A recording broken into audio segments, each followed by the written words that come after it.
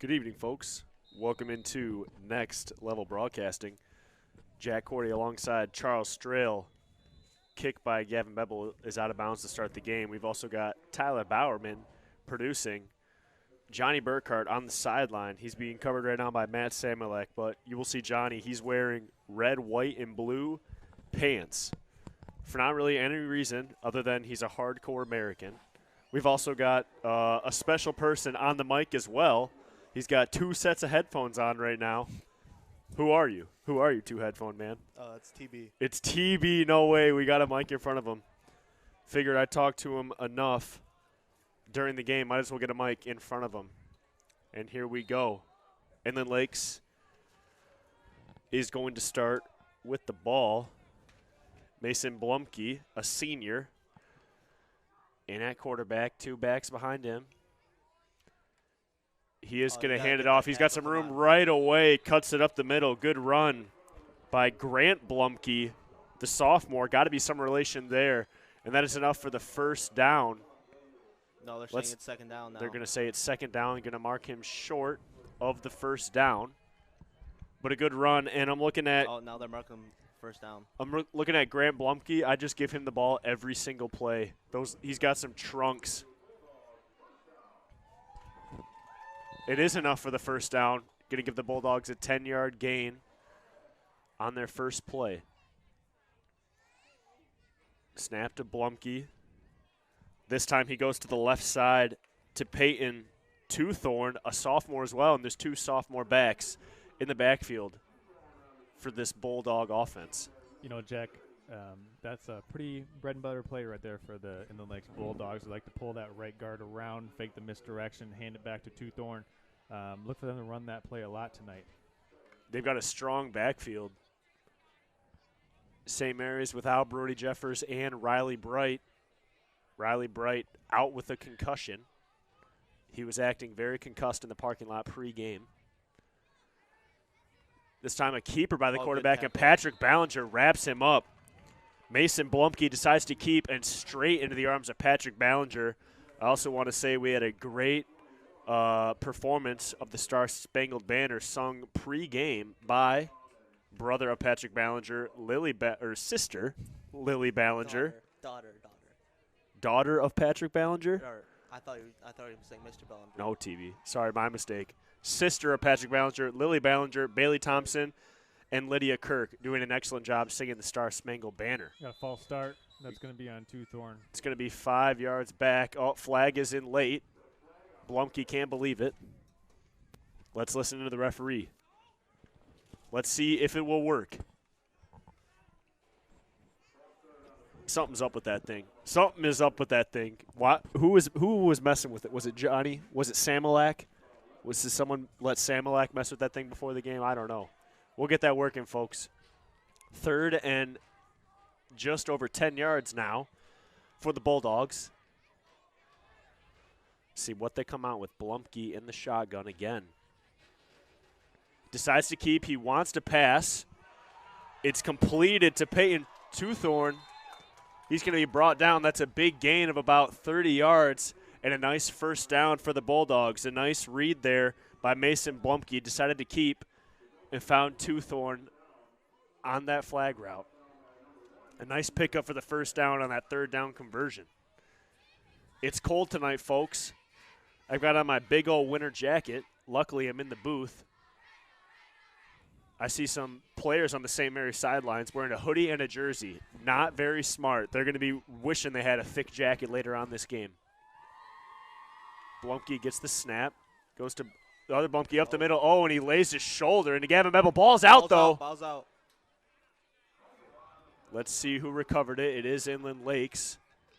Man, Blumke was out for blood the way he lowered his shoulder into Bebel, huh, TB? Yeah, he was. He's running hard out there. Blumke comes back from the sideline. Got the call from head coach Travis Meyer. Inland Lakes is the favorite in this game, but anything can happen in 8-man football. Snap to Blumke. Decides to keep it left side. He's got some room. There's a lot of room out there. He's got a blocker out there. That's a nice blocker. Leading the way for him is Zach Proden, a senior as well. Leading the way, I think he got enough for another first down. The Bulldogs moving the chains easily on their first drive of this game. Yet obviously it looks like Inland Lake's coming in with the intention to keep it on the ground, really establish dominance with the running game early, Jack. One pass so far on that flag route to Tewthorne, but other than that, it has been a steady diet of, pulling a guard, faking a handoff, and misdirection in the backfield, just trying to, cause as much confusion for the Snowbirds as possible. Yeah, just keep handing that ball off until the Snowbirds can stop you. Blumke gets it. Hands to Blumke, going to the right side. Oh. Lowers his shoulder into Smith, but Smith still brings him down. Blumke stares down Smith, but Smith tackled him. I don't understand. Yeah, you can't stare down someone that tackled you. Sometimes, size doesn't mean everything in football. You just got to go in there sometimes and take your medicine, hold on to dear life, and then you're going to make the tackle. So credit Daniel Smith for really going in there, buttoning up his chin strap is what they used to call that. And, I would say Blumke probably has a good 50 pounds on Daniel Smith. What's the new word they use for chin strap? What's that? Back to the action. Blumke by himself in the backfield. Ball is on the ground. Blumke nowhere to go. He is wrapped up. That's Brett Koshoniak off the right side. Brian Keister and Daniel Smith in there as well. It's going to bring up a third down and goal. Still about, let's say, 9 yards to go here. Can St. Mary's make a stand? I think Brett Koshoniak's one of the favorite one of the favorite players of one of the crew members of Next Level Broadcast. He is. He is my favorite player. I fanboy hard.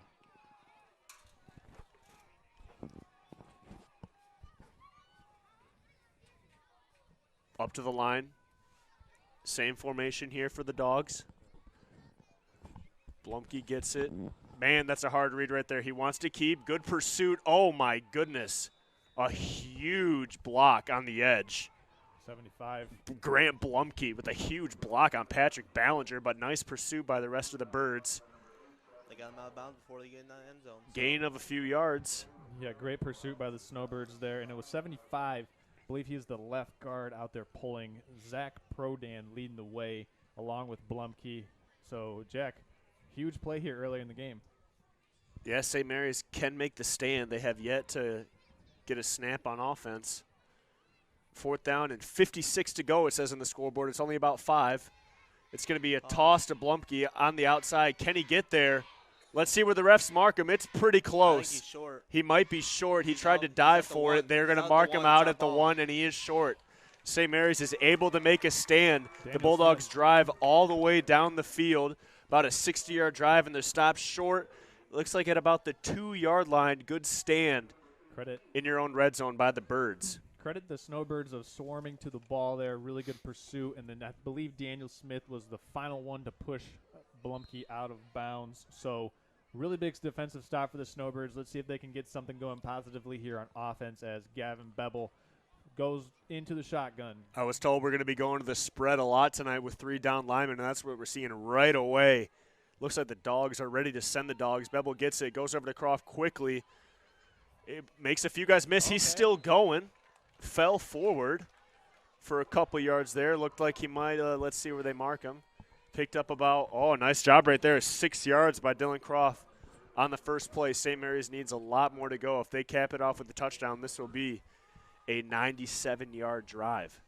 Yeah, I like that little pitch pass, getting the ball out to Dylan Croft in space. Good pickup of 5 yards on first down, giving the Snowbirds some breathing room right out of the shadow of their own end zone here as Beble in the shotgun once again. Beble back in the shotgun.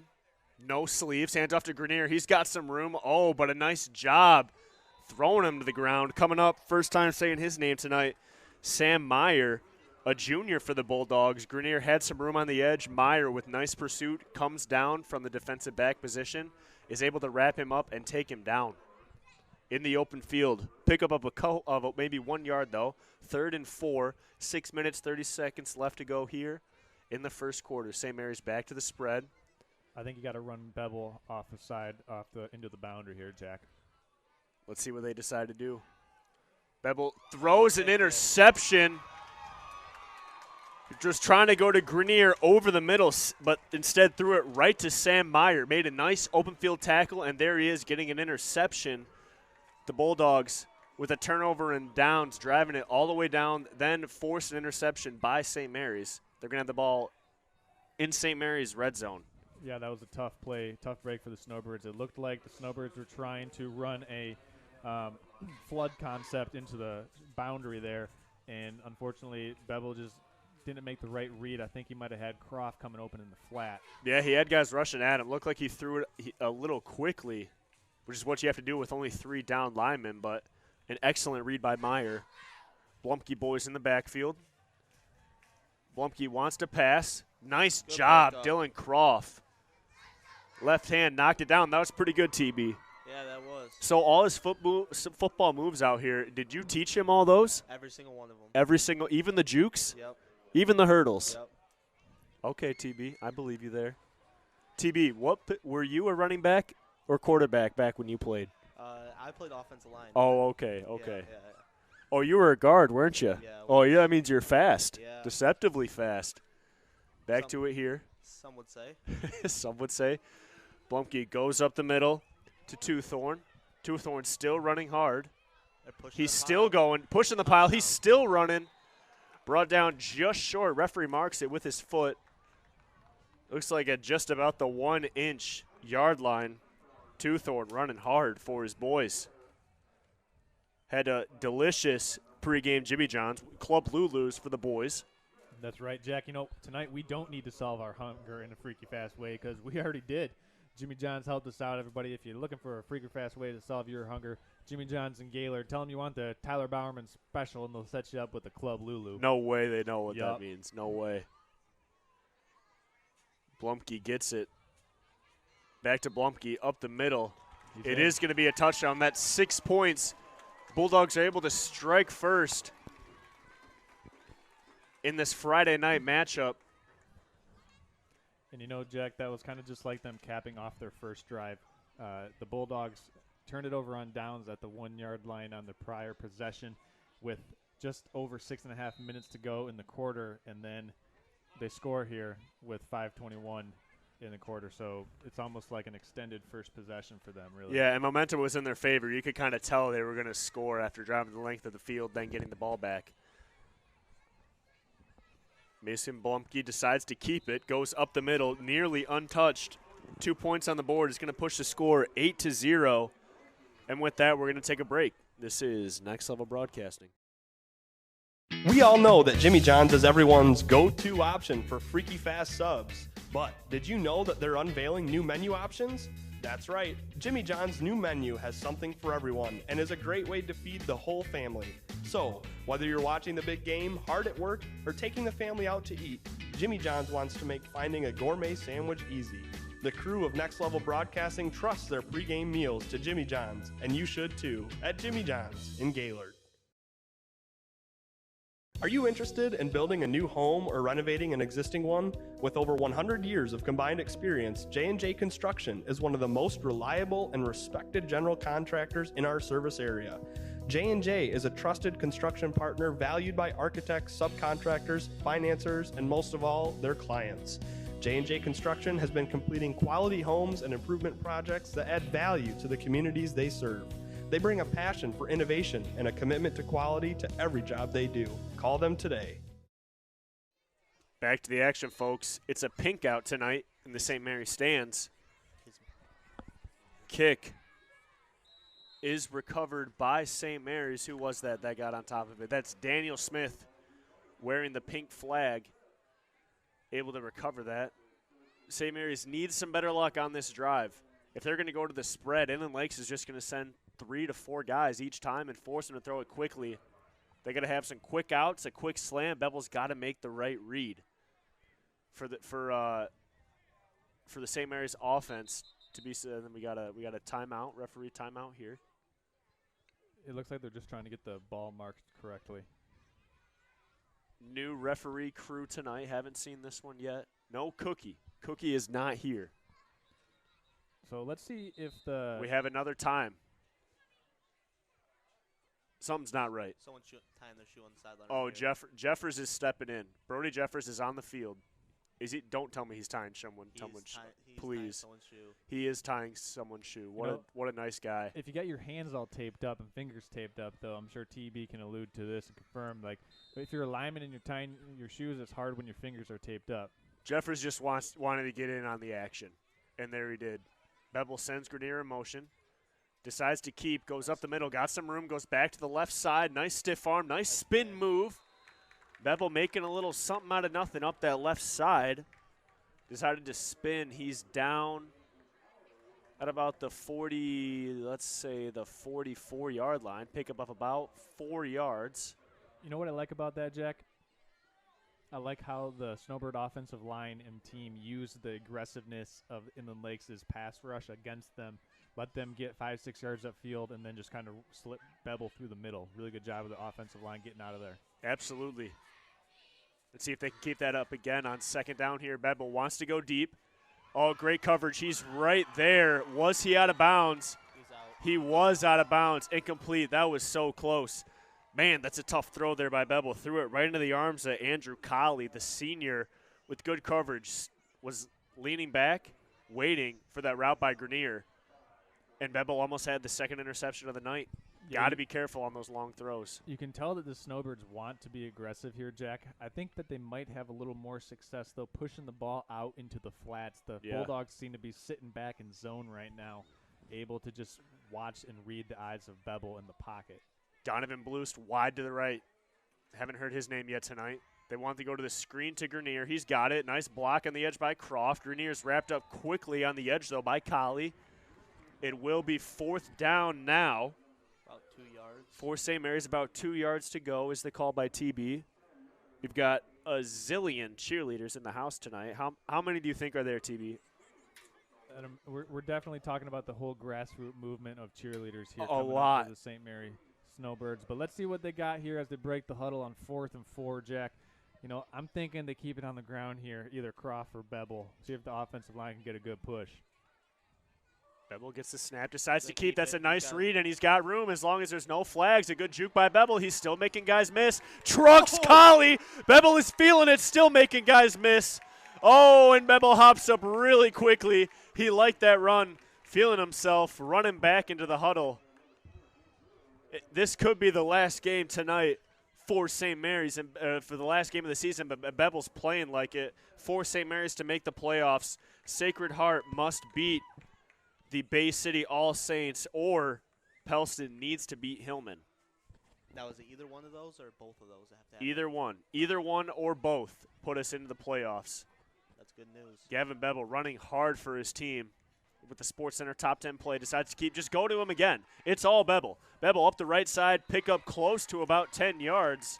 Just keep going to him. You know, great job of Gavin Bevel the last 2 plays, really picking his spots, finding a hole, making guys miss. But we do have to give credit to some of the blocks that he's getting out there from his offensive line. Like I said earlier, using the aggressiveness of Inland Lakes against them, those offensive linemen are able to get to the secondary of those linebackers and make some blocks to free up Bevel to make some moves on the perimeter. Yeah, the linemen are doing a nice job getting hands on the defense, freeing up Bevel to make his move. First down here for St. Mary's. Ball's on the ground, though. Oh, my goodness. St. Mary's may have just killed their drive, and that's what's been hurting St. Mary's all year. They've done it all year. Just when things start going their way, just when they're about to turn the page, something like that happens. For now, a loss of 10 yards, going to bring up 2nd and 20. St. Mary's needs to get a big play here. Bevel in the spread by himself in the backfield. Gets the snap he wants to keep. Nice block by Croft on the edge. This time there's nowhere for Bevel to go. Nice tackle and good pursuit by Grant Blumke on the edge. Brings him down. Nowhere for Bevel to go. Maybe gain of maybe half a yard. 2nd and 19. Third and 19. 3rd and 19.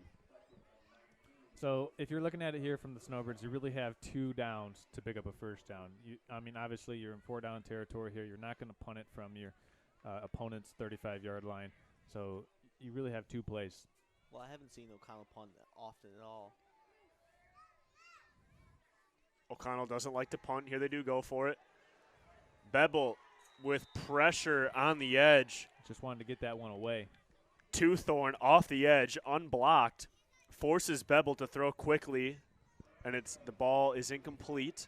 4th down now, and St. Mary's just got to go for it. Let's see what they got drawn up.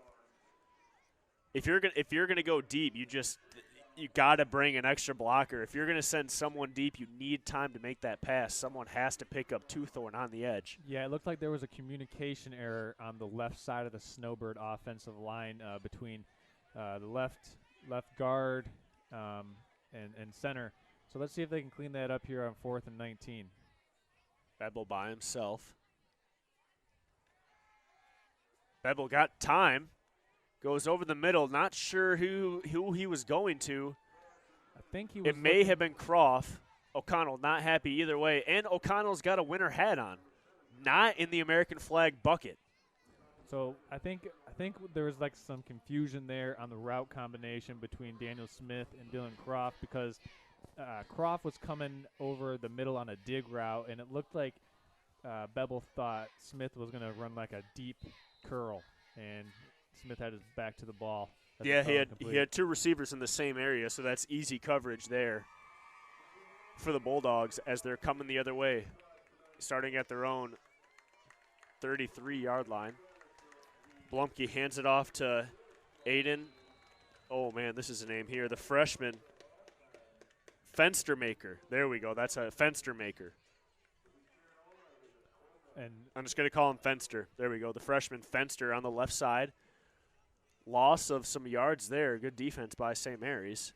Yeah, the tackle was made by St. Mary number 10. So St. Mary number 10, that's Donovan Bloost. That's right. Bloost making plays. Blumke once again in the shotgun. Runs up the right side, cuts back left. Can Bebel catch him? No one is going to catch him. Blumke starting to slow down. Can Grenier catch him? Okay, JT Grenier was kind of close right there. Man, that's a nice run by Mason Blumke. Ran up the middle, had excellent blocks all around him. Able to make a cut on Gavin Bebel and go all the way down. That's a nice drive once again by the Bulldogs. Capped off, big play there. Mason Blumke, the senior, running all over the Snowbirds in this first quarter. They're up 14-0. Yeah, Blumke got some really good blocks on the left side of that offensive line. I believe that was 75 Prodan and 68, Thompson with extremely good blocks. Blumke once again in the shotgun. They want him to keep again. He's brought down. Short. Referees do mark him short. So it will be 14-0. Bulldogs find themselves up in the first quarter. We're going to take a break. This is Next Level Broadcasting. Vision Source and Gaylord Eye Care are proud to be offering their services to local communities across northern Michigan. With locations in Gaylord, Boyne City, Bel Air, and Sheboygan, they're committed to serving you and providing a trusted source of credentials and expertise. If you're struggling with anything vision related, then don't hesitate to schedule a consultation and meet their friendly and experienced staff for yourself. Are you sick and tired of monotonous family dinners? Then you need to call an audible and let BC Pizza take care of the rest. They've been the best source of handmade, hometown gourmet pizzas since 1988. And with over 30 locations, they're built to serve you. Their presence in each community has been second to none. BC Pizza has a wide variety of menu options, including salads, grinders, and of course, their famous pizza. BC Pizza, the best choice pizza.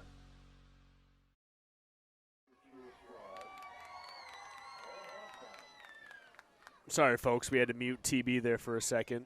Well, he's a loud eater. He's one of those peoples that breathes when he, chews, too. It's just too much. Back to the football action, though. Kick by Wyatt Chauvin is recovered by Daniel Smith. Pink flag, Daniel Smith. It's a pink out tonight, but yet Daniel Smith's the only one out there with a pink flag. I see a couple St. Mary's fans. I see a flamingo hat. I see another pink hat, but it looks like not everyone got the memo for Looks like Carhartt was the memo for tonight. That's what it looks like. It's kind of chilly out there, Jack. It's a Carhartt night in northern Michigan. Bevel in the shotgun, looking to get some type of consistency here on offense. They had it in their last drive. Bevel way over to Smith. Croft tries to come in, but a nice job on the edge once again by Colley. He is just locking up that left side of the field for St. Mary's. Yeah, definitely the ability to shut down the perimeter speed game. I think the Snowbirds might have to look to try to do something in between the tackles here. They had some success running Bevel up the middle using the pass rush against Inland Lakes. They've gone to the spread every single time. Bevel wants to keep, goes to the left side, got some room, and that's their best offense right there. Give the ball to Bevel and let him make something happen. With this spread offense in 8-man, you're just asking the quarterback to put the team on his back. The quarterback in the spread has to deal with defenders coming in off the edges, rushing in at him every time. You don't have a lot of time to pass. You're running the ball. You're carrying the offense at the quarterback position. Gavin Bevel doing a nice job tonight, but they need to get points on the board. Nice pickup to get the first down there. Gets the snap again, goes to Croft quickly. Croft wraps up, makes a juke, but a nice tackling on the edge.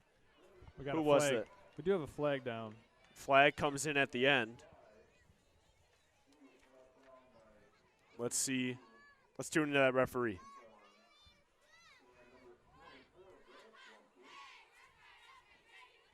Let's see what the referee's got to say.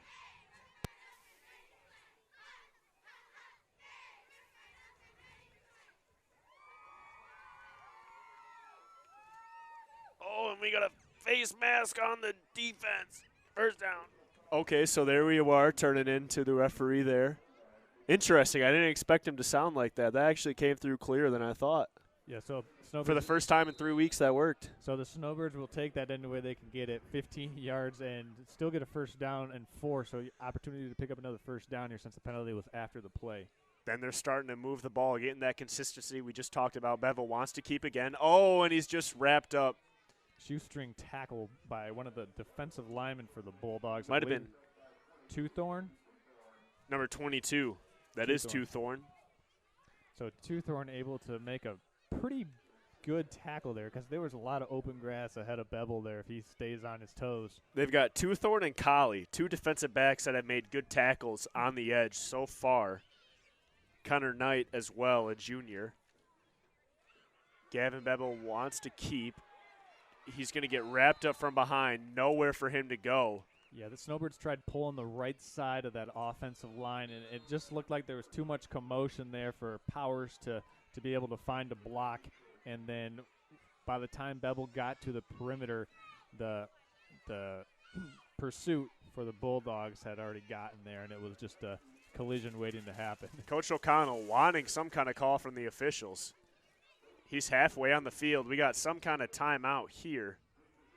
Don't know who took the timeout. It's the end of the quarter, Jack. It's the end of the quarter, and we're going to take a break. Good call, Charles. Next Level Broadcasting.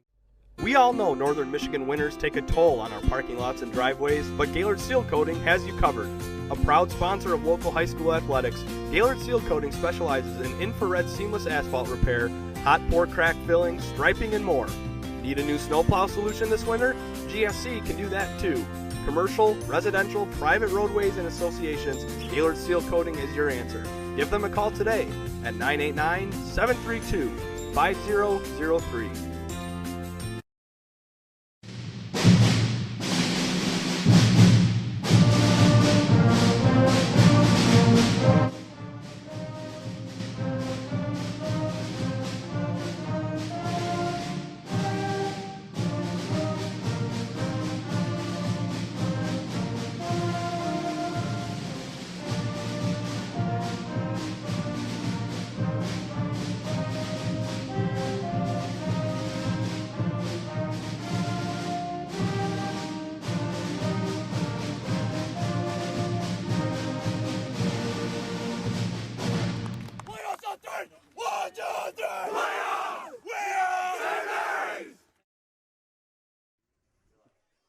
Third down for the Birds. Tough guy, Gavin Bevel. No sleeves on for tonight. Only guy on the St. Mary offense with no sleeves. That's tough. TB, were you one of those guys as well? Were you rocking no sleeves, or if it was cold, were you wearing a hand warmer or something like that? If it was cold, I was wearing long sleeve, everything. Yeah, yeah. Some guys are just crazy, TB. Bevel sends Smith in motion, gives it to him. Oh, and a nice job unblocked. That's Lehman. That's Lehman. Dylan Lehman, a junior on this Bulldogs squad, comes in there right away. And the big boys are going out there. The punt formation, who's running out there right now, but Nate Starsenich and Brody Ingles.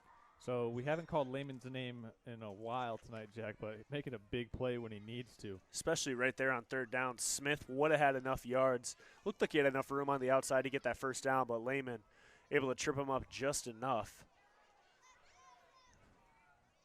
Bevel by himself. Let's see if he keeps here. He does up that right side. Does have enough for the first down. Nice job by Bevel. This runs to the right, cuts back up the middle. That's enough for a Snowbird first down. So I kind of like what Coach O'Connell, they're bringing in the beef, bringing in Big Nate, putting him in the middle there, having him come down and block down, able to seal that running lane for Bevel to kind of sneak through and pick up the first down for the Snowbirds. And that's got to be their jumbo formation. I would agree. Nate Starsenich is a big boy. Him and Ingles led the way for that first down there. Bevel's got Croft to his left. Croft is lit up right away. So is Bevel. Man, these Bulldogs are coming off the edge untouched. Jake Willie, first time hearing his name tonight. But the sophomore, he was in there with Knight. And Lehman was really the Bulldog that made the play, too, because he's the one that took on Croft in the backfield and made Bevel keep the ball. And then it was just a cleanup for Willie. I mean, with that spread, there's just so many Bulldogs coming off the edges untouched. It's dangerous back there. Leo came up slow just now. Okay. In that last play. Let's see how Leo does on this play here. Bevel, once again, they go to the same formation. Smith wide left, Grenier wide right. Bevel keeps. Oh, a nice juke, but good pursuit. That's a defensive lineman bringing him down. Trey Watson, a senior. Brings Bevel down, gain of a couple yards there. 3rd and 8. So, Jack, I was talking with Coach O'Connell before the game, and I asked him, I said, with the amount that you're running quarterback draw, do you have like a Tebow pass where you fake the quarterback draw and throw it over the back of the defense? And he said they do. So they might have to bring something like that out to really put a charge into this offense. Could be coming here soon. Bevel decides to go over the middle, and he does have Bloost. Bloost getting involved in the offense here. A nice pick up there. That's going to be enough for a first down. Gain of about 15 yards in the air to Bloost. Good blocking up front by the St. Mary offensive line. Gave Bevel enough time to drop back, look for his open man, and find him. That's the one thing about when a team is playing zone defense against you, to all of our watchers out there. It's hard to run deep routes, but if you run those intermediate 15 to 12-yard dig routes over the middle, you can expose zone defenders for not covering a man. St. Mary's has drove all the way down here. They got to be able to score at this point. Grenier in motion. Man, again, that read, they got to stop going to that read. There's no one there to block. I understand you're supposed to read one guy on the edge, but you can't read two guys. Lehman there messing up the play, and can't see who was able to get that final tackle in there.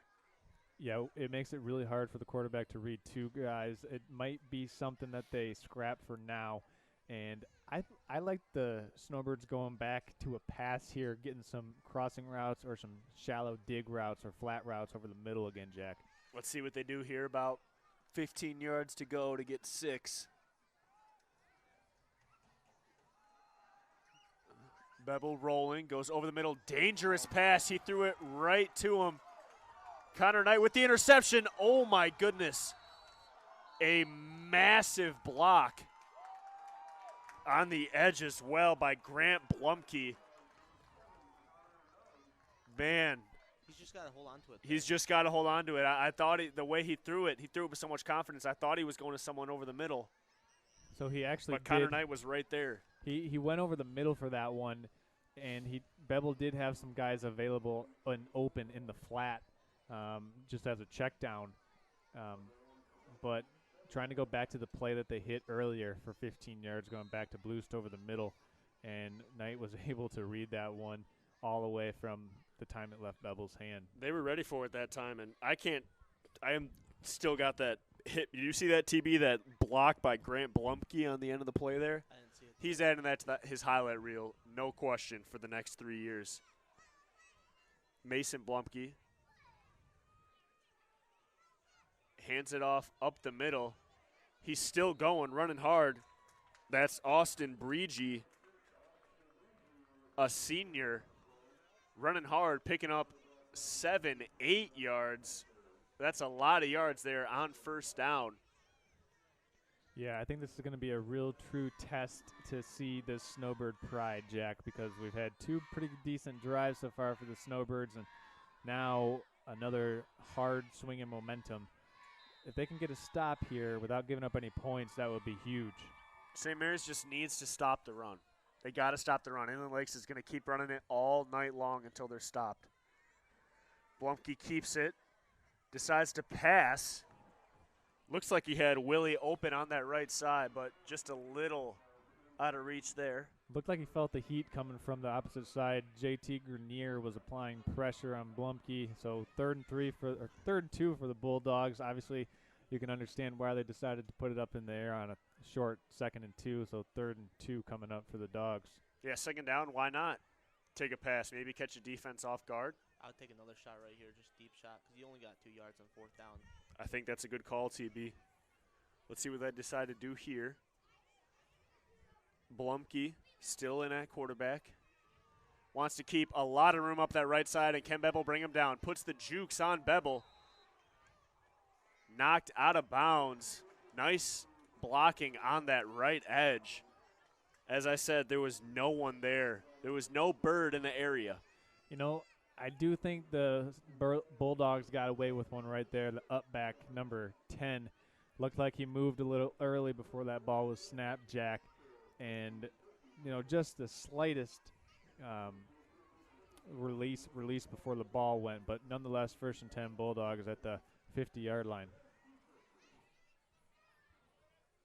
Blumke this time by himself in the backfield. Sends Breege in motion, tosses to Breege. Man, he's got some speed on the edge. He just dragged Patrick Ballinger for about 4 yards there, a 1st down on 1st down for the Bulldogs, driving right down the field, running a lot of time off this clock. 7 minutes, 38 seconds left here in this first half. This Bulldog offensive line, Jack, is really having their way and setting the tone of this game to, you know, just bending it to their will, essentially. So we'll see if the Snowbirds can get that cleaned up when we come back after this short break. Halftime show. I'm Pat O'Connor, joined by Charles Strail, Daniel Smith on the camera tonight, Charles. And, I mean, first of all, we got to say the swag. It's getting close to making me look good. Play call from coach. It's 3rd and 6. Just on their side of midfield. Steenman's going to haul it up, and wide open downfield is Barrett, and he is gone. Check that. 2 ends off the left side. It's a toss to Backlund up the left side. Breaks 1 tackle. He's in. Chris Kashoniak looks up the middle to Cordy. It is complete. Great catch. Conrad Cordy. Nothing but green after the stiff arm. Touchdown Snowbirds. What a play. The snap is good. Hold is good. Kick is up. The kick is no good.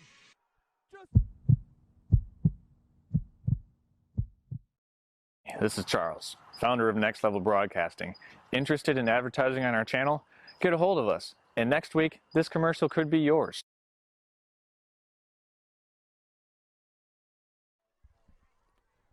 TB's got to cut the commercial short because we're back to it.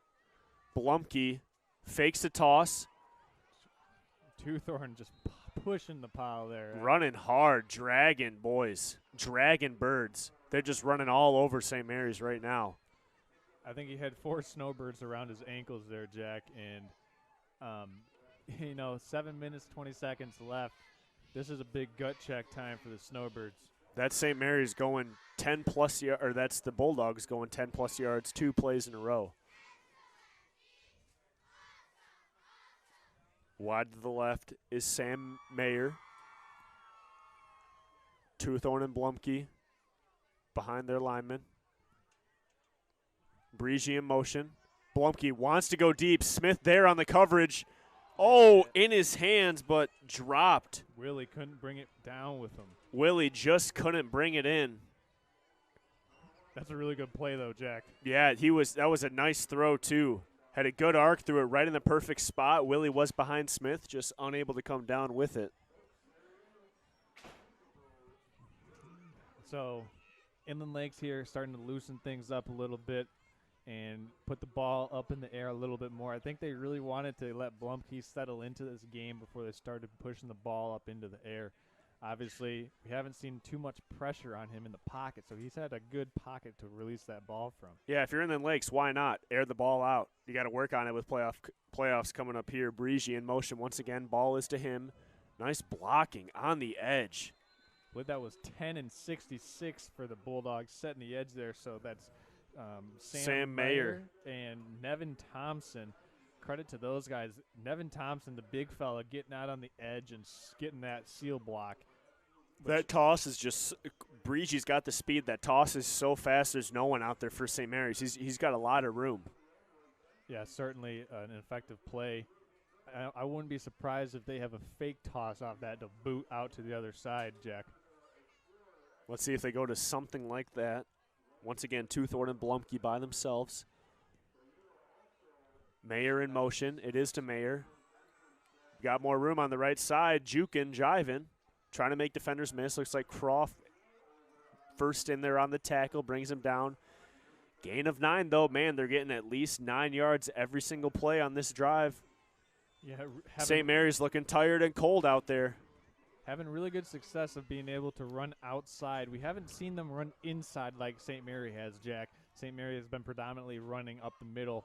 Inland Lakes really trying to establish their dominance on the perimeter because they have some really athletic offensive linemen. And they are dominating that perimeter.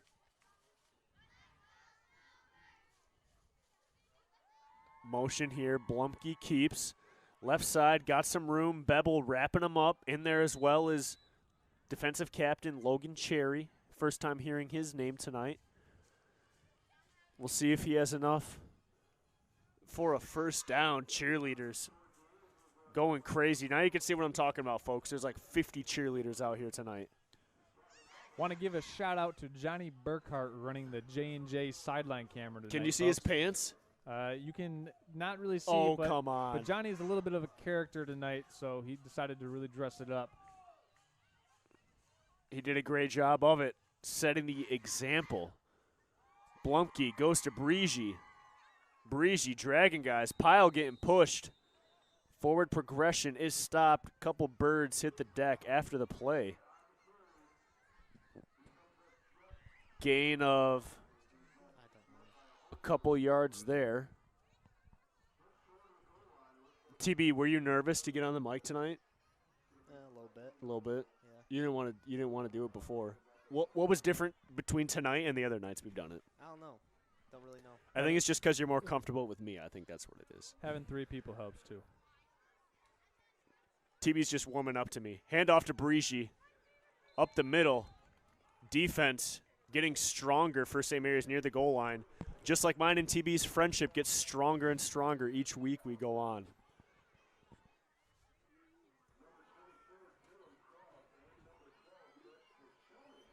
What does St. Mary's got to do right here, TB? What do you think? Guess Inland Lakes play right here. 3rd and 2 to go to get in the end zone. Guess the play. Just keep with the quarterback up the middle. I think they go to Blumke up the middle. That dude's looking for blood when he runs. Yep. That's who they go to. Lowers his shoulder. He's in. He's in there, no question. For the Bulldogs. Gets 6 more points on the board. It's going to push that score 20-0. St. Mary's still has got that goose egg on the board, hoping to clean that up. They've proven that they can drive the ball, but can they do it consistently? They got to get a stop on this 2-point conversion here. Blumke, Mason Blumke talking to Grant Blumke and Toothorn in the backfield. Tight to each other. Blumke wants to keep. He's got Toothorn. He's still rolling. Throws it. Oh, my.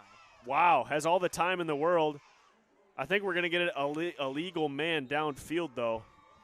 We've got 2 flags on the play. It looks like it will be an illegal man. What, is that the tap on the head? Is that what that means, TB? Yeah, that's illegal. So they are going to have an illegal man down. It looked like there were too many people in that area. Well, how far is it downfield? Can an offensive lineman run? 3 yards. 3 yards. Okay. Yeah. Okay, so that one right there on the 2-yard line, Or it's like you can go a yard into the end zone. Yeah. Okay. Let's see what the call is. Coach O'Connell halfway on the field. Defense has to get back out there now. Referee telling Coach O'Connell, stay on your sideline, giving him the hand. He's backing him up. Let's tune in the referee. Illegal motion by the our mic cut out on the referee there. It looks like, okay, well, the referee made the call. He pointed in the direction of the Birds. I think that was just a mistake, though, because they backed up the Bulldogs. Blumke boys in the backfield. Twothorn in motion. Blumke decides to keep. It's a quick throw to the outside, trying to go to Connor Knight, but Daniel Smith was right there to force an incompletion. O'Connell needs one of those people that holds them back when they go too far on the field in college football. They have one of those guys that they pay to keep them on the sideline. That's what O'Connell needs. I think you're right, but who would do it? Because it would be Johnny Burkhart, but he's with us. Yeah. It can't be Brody Jeffers, because Brody Jeffers would be next to him on the field. I don't know who needs Sean Udell. You're telling me first of all, maybe Boris needs to do Coach O'Connell's a big man. Someone bigger than him has to hold him back. Coach Boris does. Coach Boris? Yeah. He just has to stay behind him, make sure he stays off the field. Coach Boris is the holdback coach. I would love to see that. Jake Butler on the sideline as well with an injury.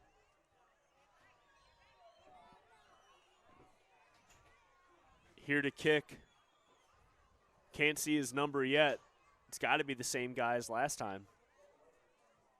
Still waiting to get the signal from the referee. Gavin Bevel back waiting to get the kick.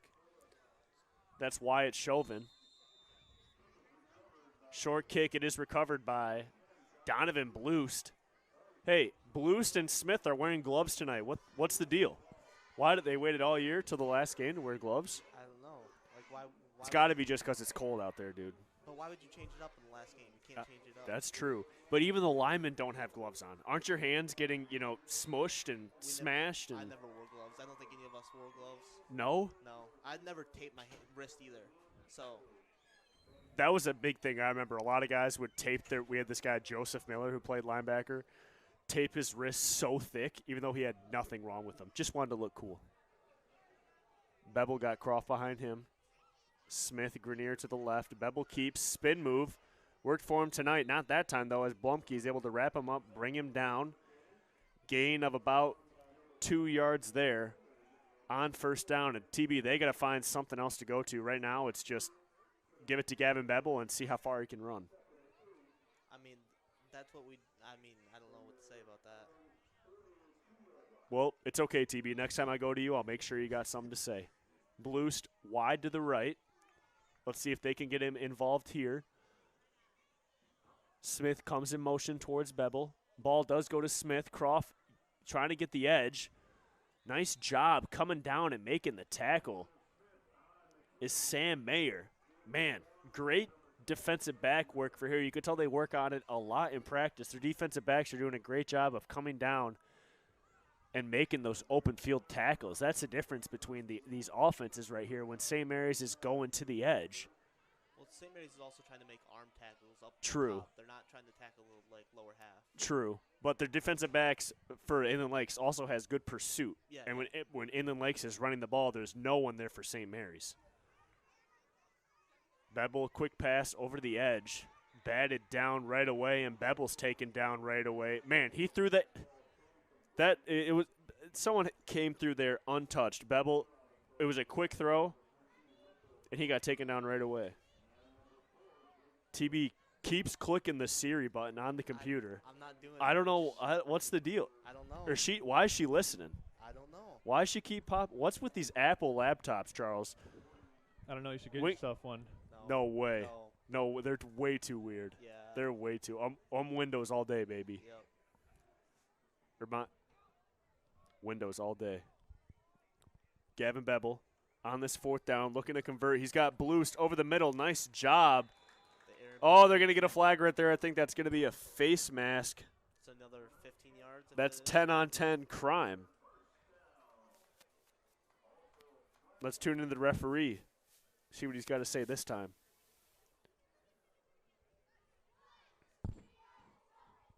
Referee about to give us the call. That's an illegal face mask against the defense. Going to give St. Mary's another 15 yards, first down. All right, thank you. Thank you, referee, for that one. We got to get the referee's name tonight, Jack. Sound like a southern referee there with that accent he's got. We do have the referee's name. We do have a list of the referees for tonight, actually. We've got them written down right here. Oh, if I can pronounce these. Dave Blaskowski, he's the head referee. John Woderski, Sam Agee. Bevel gets it. Goes over the middle. He's got Croft wide open. Croft makes a man miss, and he's brought down by Connor Knight. So Snowbirds really having a lot of success attacking the middle of that defense, Jack. We've seen it multiple times now with plays to Bloost, obviously now with that one to Croft. Got to stay aggressive and keep attacking that zone defense. Keep driving with time running down. Take it down to as low as possible. But this is where they have to finish. They haven't finished all night so far. Yes, you're absolutely right, TB. It doesn't matter how far you drive the ball. You got to get points on the board. However, this could be a very important possession. Snowbirds with a chance to go 2 for 1 here. 3 minutes left in the second quarter, and they will receive the third quarter kickoff. 2 more referees we've got to mention as well. Charlie Matroy and Dave Thunberg. Back to it. Bevel, Croft, Bevel. Ball's on the ground. Bevel picks it up. Man, St. Mary's once again, boys. TB, that's what I don't get. That's what I don't get. They do that consistently, where they got the first down, 1st and 10 in the red zone, and then they fumble right there on that read. Totally kills that drive. They keep going to that read option. It's not working tonight. It's like it works a couple times here and there, but they have to switch it up a couple times. Yeah, we'll see what they go to here. Yeah, the Bulldogs are in there right away on that read. Same formation. Bevel's got it. Goes to Croft quickly. On the edge. Nice juke. Still running hard. Gain of about 5 yards there. Going to make it 3rd down and 9. 3rd down and 8. 2 minutes to go here. So obviously you have 2 plays because you're not going to punt it. You're not going to kick a field goal. I don't know. Does St. Mary have a field goal kicker? It's Dylan Croft. Okay, so Dylan Croft, the field goal kicker for St. Mary. But, TB, do you know what his range is? They're definitely not kicking it. I'll tell you that. Okay. They're definitely not kicking it. They're going for 6. Bevel keeps it up the gut right away. Still running. Oh, nice tackle on the edge. Who was that? Laying the lumber. That's Sam Mayer. You get that first down? I think it's going to be good enough for the first down. Looks like they're going to call for a measurement. Referee's discussing it, and they do give him the first down. Driving down the field, St. Mary's finds himself in a familiar spot that they were earlier in the game, down in the red zone. This is where they should go to that heavy package with Bellinger and Nate. I like that call, TB. Haven't gone to it since they picked up that quick first down. They go to Croft. On the edge, he's got nowhere to go. Bulldogs in there all over the place. Gain of maybe 1. Gain of 0. Nope. Gain of half.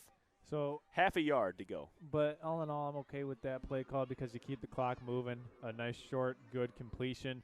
That way you're ensuring that Inland Lakes won't get the ball back in lieu of a turnover and be able to put any more points on the board here. St. Mary's has got plenty of time to score right here. They just need to get the ball in the end zone. 2nd and 9, JT Grenier in motion. Bevel keeps. Good block. Good block by Bloost on the edge. Bevel still running hard. He stepped out. He stood up. No, he stepped out. Stood straight up. They ended that play with a hug. Didn't even tackle him. Just straight up hugged him out of bounds. Nice job by Bevel. Gain of a couple. Now they've got the ball just in front of the 5-yard line. 40.9 seconds left. We're going to get a timeout by St. Mary's. And we're going to take a second to get a break. This is Next Level Broadcast. Are you sick and tired of monotonous family dinners? Then you need to call an audible and let BC Pizza take care of the rest. They've been the best source of handmade, hometown gourmet pizzas since 1988. And with over 30 locations, they're built to serve you. Their presence in each community has been second to none. BC Pizza has a wide variety of menu options, including salads, grinders, and of course, their famous pizza. BC Pizza, the best choice pizza. We all know that Jimmy John's is everyone's go-to option.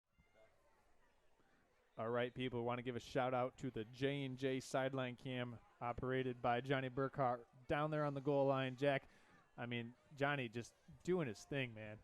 He's Raekwon Do. He's Raekwon Do. We got some kind of time. Something's going on. I think we're ready for play. Let's see what it is. Bevel keeps up the boys. middle. He's close to that goal line. Let's see where they mark him. Referees coming together. It looks like he is short. He is short.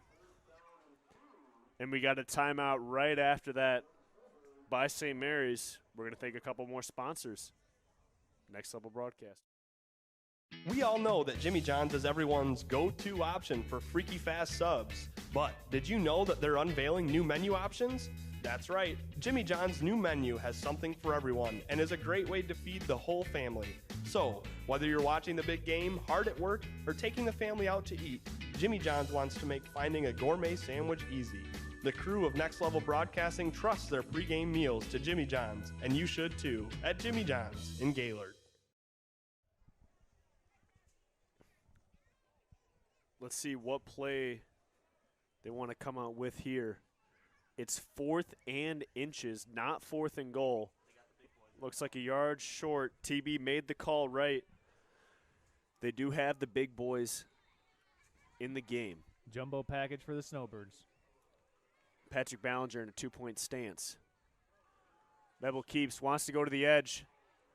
Get to that He pylon. stretches. Can he get it? He's in. Marks He's him in. out of bounds. No way he was in. They're gonna Oh, give him he the was first in. down, though. They're giving him the first down, so that'll be 1st and goal Snowbirds, I believe.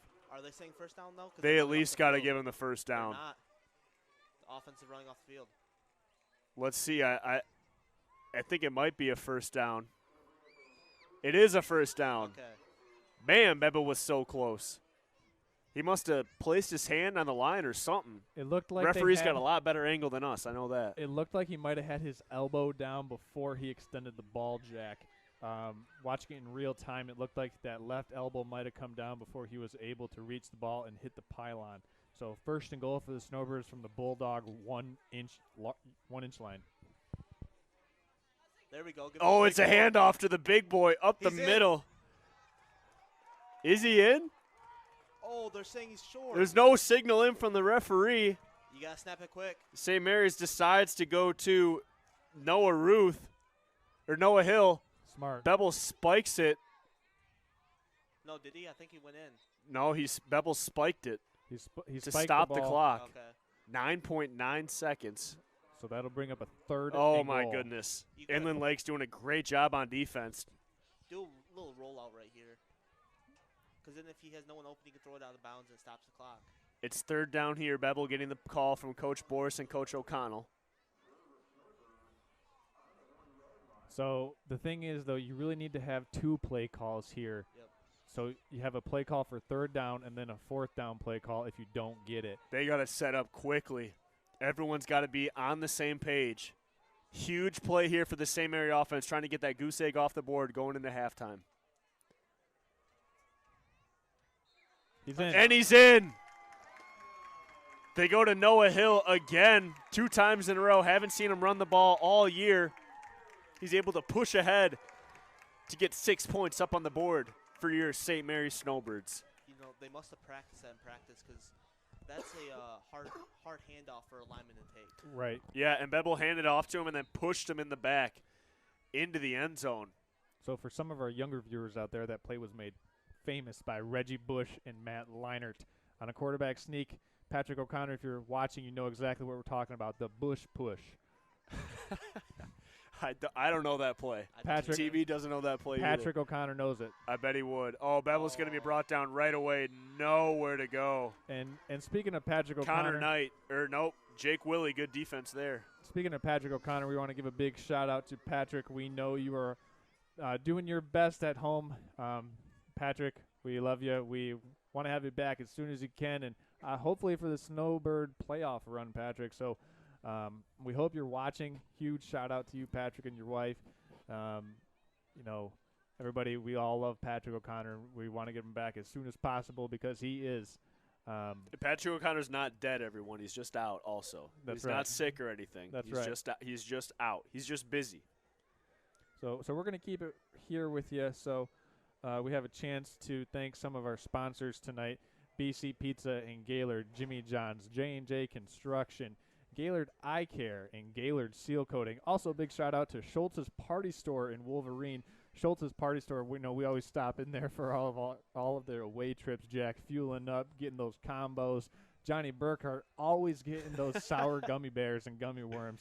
Johnny Burkhart is one of the guys that just seems like a huge sour gummy bear guy. I don't know why. why. Johnny goes to the Schultz Party Store and gets those sour gummy bears and gummy worms, and then he's got that thing where he chews them really loud. I'm going to get those. I'm going to get them tonight too. Those sour nerd Nerd Rope? candies that they got. No, the ones that are like the spheres, dude. Super delicious. Super delicious. Gavin Bevel kicks it. Oh, able to snag it is Austin Breege, making guys miss, going up the middle, lowering the shoulder. Clock is at half a second. Inland Lakes is going to have the ball at midfield. They got to be aggressive. I don't see them kneeing it. I see them definitely running one more play to try and get 6 points on the board. Half a second left. St. Mary's is down 20-6. They were able to come down, get some points on the board. They have shown that they can score, but can they match this offense by Inland Lakes? They're starting to pick it up a little bit. Their defense is getting some stops. I think they're but taking Inland a Lakes knee. is dangerous. They can bust it big anytime. I think they're going to take a knee, Jack. No way. You got to take a knee here. No way. Take a knee? For what? To go to halftime. No, they're not taking a knee. They're going deep. I would too. If something goes wrong here, you're screwed. I like that call by Coach Travis Meyer. You're screwed. There's half a second, TB. You never know. He is going to go deep. Wow, he caught it. He caught it and still ran for a couple of yards there. Grant Blumke, they didn't get points on the board, but just adding statistics there. That's going to wrap up the first half for us here. We're going to send it to halftime. We got a halftime show as well coming up here, but first we've got some commercials. Don't go anywhere, folks. You're going to get that first half recap here soon. This is Next Level Broadcast.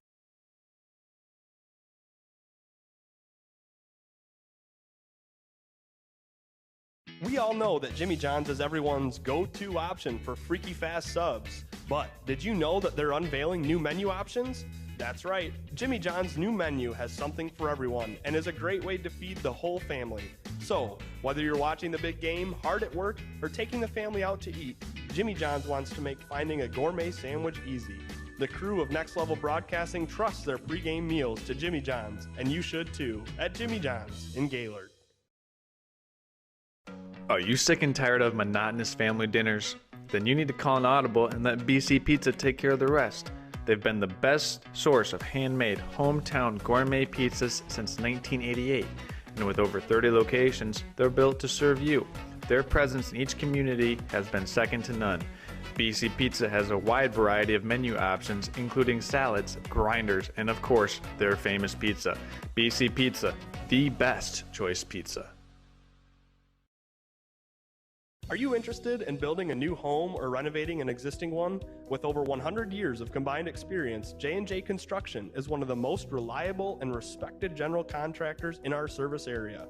J&J is a trusted construction partner valued by architects, subcontractors, financiers, and most of all, their clients. J&J Construction has been completing quality homes and improvement projects that add value to the communities they serve. They bring a passion for innovation and a commitment to quality to every job they do. Call them today. Vision Source and Gaylord Eye Care are proud to be offering their services to local communities across northern Michigan. With locations in Gaylord, Point City, Bel Air, and Sheboygan, they're committed to serving you and providing a trusted source of credentials and expertise. If you're struggling with anything vision related, then don't hesitate to schedule a consultation and meet their friendly and experienced staff for yourself. Halftime show. I'm Pat O'Connor, joined by Charles Strail, Daniel Smith.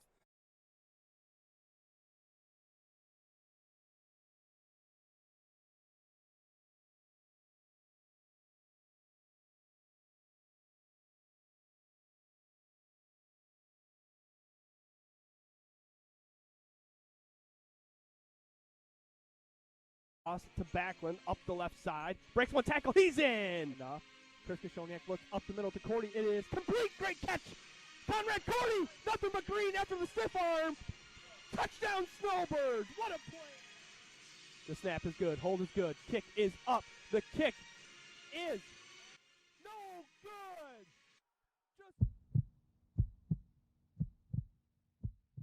Today I'm going to tell you about sportsmanship because it's important.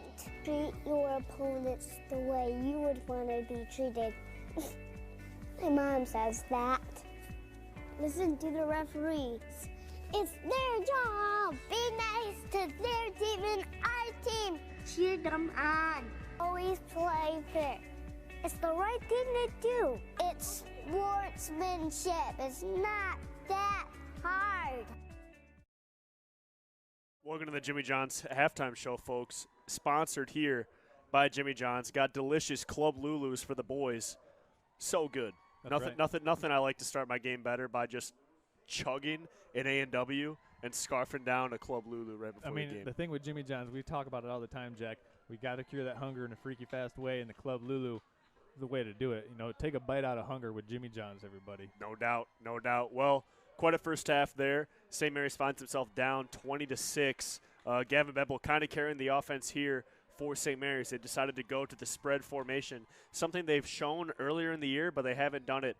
They've done it just about every play besides the big boy package when they bring in Patrick Ballinger and Nate Starsenich. But St. Mary's has shown that they can drive the ball so far in that first half. Yeah, so just a quick game summary.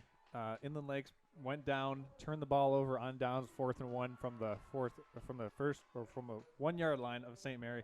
St. Mary got it on the following possession through an interception. Inland Lakes went in to score a touchdown that made it 8-0. Then St. Mary had another unfortunate turnover and interception, and then Inland Lakes went on to cap that one off with another touchdown. Didn't get the extra point though, so they left it at 14-0. Inland Lakes then put up another 6 points on the board, making it 20-0. St. Mary, just before the half ended, was able to go punch it in for 6 points.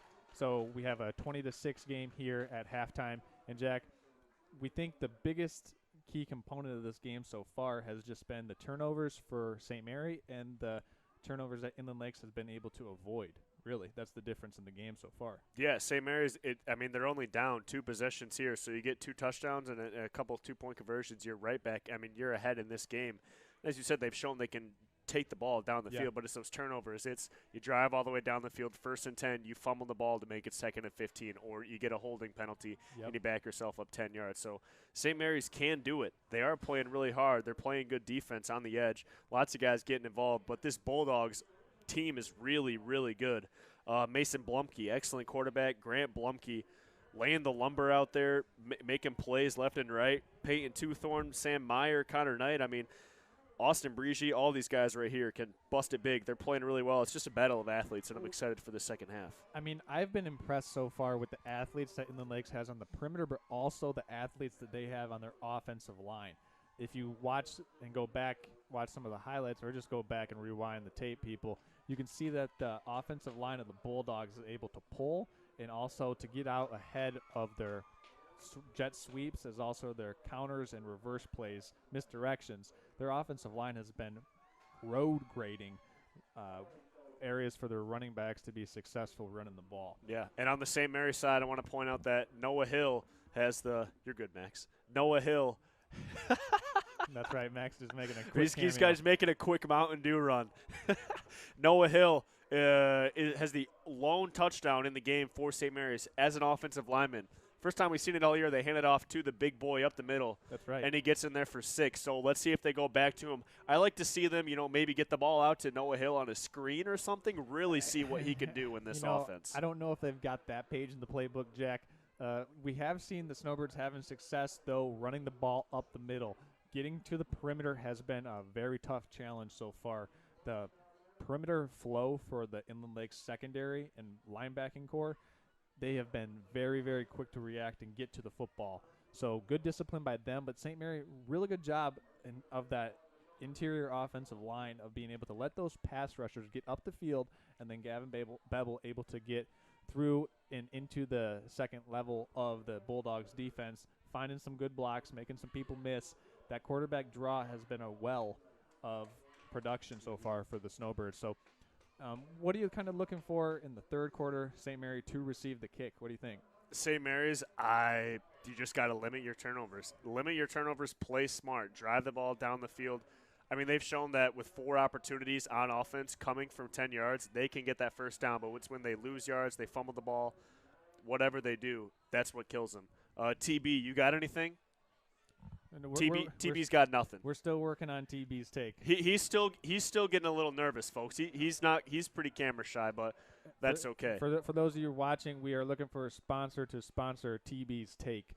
So if you'd like to sponsor TB's take, get a hold of us. We'd love to put you in touch with Tyler. You can get to know him. He's a great young man, and once he gets that's out a golden sponsorship right there, man. That's easy money. You know what? Next Level Sandbag might be sponsoring TB's take here because that could be something that just sounds so good. And with that, St. Mary going to take the ball, get the third quarter kickoff, and I'm looking for them to be able to continue their success of what they just did 15 minutes ago, pushing the ball down the field. They got to be aggressive. As we said, this could be the very last game of the year for those seniors. There's nothing like it. You're coming out, you're putting the pads on, you're going to war with your boys every Friday night, every day after school. You spend every day with them to go fight with them each night. So there's nothing like it. Both teams are going to be battling for it in this second half. That's going to wrap up our halftime show. Jack Cordy here with Charles Strail. We're going to get you some commercials and come back to second half action on Next Level Broadcasting. I'm going to tell you about sportsmanship because it's important. Treat your opponents the way you would want to be treated. My mom says that. Listen to the referees. It's their job. Be nice to their team and our team. Cheer them on. Always play fair. It's the right thing to do. It's sportsmanship. It's not that hard.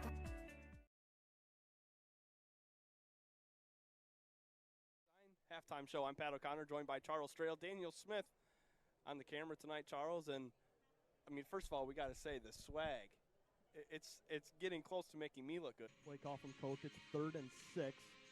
Just on their side of midfield. Steenman's going to haul it up, and wide open downfield is Barrett, and he is gone. Check that. 2 ends off the left side. It's a toss to Backlund up the left side. Breaks one tackle. He's in. Chris Kashoniak looks up the middle to Cordy. It is complete. Great catch. Conrad Cordy. Nothing but green after the stiff arm. Touchdown Snowbirds. What a play. The snap is good. Hold is good. Kick is up. The kick is no good.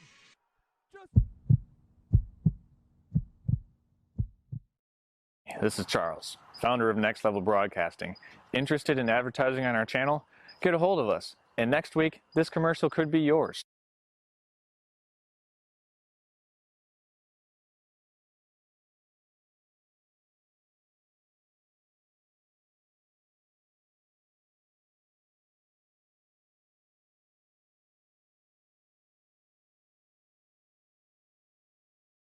We all know that Jimmy John's is everyone's go-to option for freaky fast subs. But did you know that they're unveiling new menu options? That's right. Jimmy John's new menu has something for everyone and is a great way to feed the whole family. So, whether you're watching the big game, hard at work, or taking the family out to eat, Jimmy John's wants to make finding a gourmet sandwich easy. The crew of Next Level Broadcasting trusts their pregame meals to Jimmy John's, and you should too, at Jimmy John's in Gaylord. Are you sick and tired of monotonous family dinners? Then you need to call an audible and let BC Pizza take care of the rest. They've been the best source of handmade, hometown gourmet pizzas since 1988. And with over 30 locations, they're built to serve you. Their presence in each community has been second to none. BC Pizza has a wide variety of menu options, including salads, grinders, and of course, their famous pizza. BC Pizza, the best choice pizza. Are you interested? Well, folks, we have a surprise halftime interview here. Little unexpected. Turns out this big man was in town, Miss and his name is Colton Ingalls. Colton Ingalls. Let's get that mic a little close to your face. Colton, how you doing today? I'm doing great, Jack. How about you? So, where do people know you from? Where do you fall in St. Mary's history? I was a key. What are you doing, Tyler? You're talking too quiet. I was a key role player on the St. Mary's team about 2 years ago. All right, were you quarterback or running back? I was a quarterback, yeah. Okay, nice. So you were running behind Brady Hunter then as he was blocking for you? Yeah, he didn't play very much that year, actually. Oh, okay. Yeah. He was all right though. He was a good bench player for us. He really helped the team out with cheering. And everything. Yeah, gotta love Brady Hunter bringing in the energy off the bench. So Ingalls, you're now a washed-up St. Mary's athlete. So where do you find yourselves this year? Did you go to college after school? I did go to college. I'm a sophomore at Michigan State now. Wow, very nice. Oh, you graduated 2 years ago. I thought last year for some reason. Yep. Wow, silly me. Okay. And what are you majoring in at Michigan State? Supply chain management, baby. Okay. The supply problem chain in America management right now. Yep. So what are you going to do to fix that? Oh, I will say because I'll tell you this. If someone said, hey, we're having a problem getting this, or our supply chain is something's wrong with our supply chain, and they brought me to the back and I saw that you were the one in charge, I'd be like, well, this is why. You should be afraid, yeah. If you see me back there running everything, you should be afraid. Okay. Well, because that's the thing, because they think like, okay, I'm messing with this little clumsy manager behind the desk, and then they find out it's 6'4", close to 300-pound Colton Ingalls. Yeah, what are they going to do, come at me? Yeah. No way. And it looks like you brought someone with you here today, another special guest. Yep, Anna Armstrong. Anna, how are you doing tonight? Good. How are you? I'm doing good. And Anna, where are you from?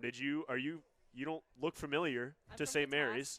Oh, from Petoskey. Okay. Yeah. Okay, man, you and Conrad both. Yeah. Like those Petoskey girls. Oh, yeah, we do. As Dave Cordy walks by. So yeah, Ingalls, what are you liking? What are you looking at from this St. Mary offense? Which offensive linemen are you digging? You please don't tell me you don't know any of their names. A lot of them. I like Daniel Powers. Daniel Powers is a beast. I love Daniel Powers. He's out there. He's putting in the effort every play. He plays hard. I don't know if we haven't heard his name yet tonight, but he does play hard. Well, he's on that offensive line, isn't he? He's on the offensive line, yeah. You're not going to hear his name, never. No. Well, they've gone to the spread tonight too, which makes it a little harder for those offensive linemen. Honestly, Ingalls, I don't know what else to ask you. You got any special shout-outs? Anyone listening tonight that you want to give a shout? Your mom, your grandma, whoever. I mean, a lot of people are here right now from my family, but maybe my uncle, Ralph Ingalls, if you're listening right now, here's a special shout-out. Who knows if you got it turned on? It is halftime. Shout out to Ralph Ingalls. Yep. Out there, and Anna Armstrong. Anyone that you want to shout out tonight? Absolutely no one. So what? Are you guys? You absolutely no one? I just don't think anyone's listening. Oh man. So what? You guys? It's a Friday night in Gaylord. Yep. It's leaves are looking nice. It's kind of turned into winter it's wonderland. You got where's the date spot? Where does a young man like TB in town go to find himself a nice young woman? Is it the skating rink? Is it Aspen Park? Is it the pavilion? It's TB. What's that? Is it Little Caesars? Which one is it? What's that place? Oh, the Corwith Station. Yeah, the Corwith Station. The Corwith Station is really good. Yeah, TB's hometown of Vanderbilt.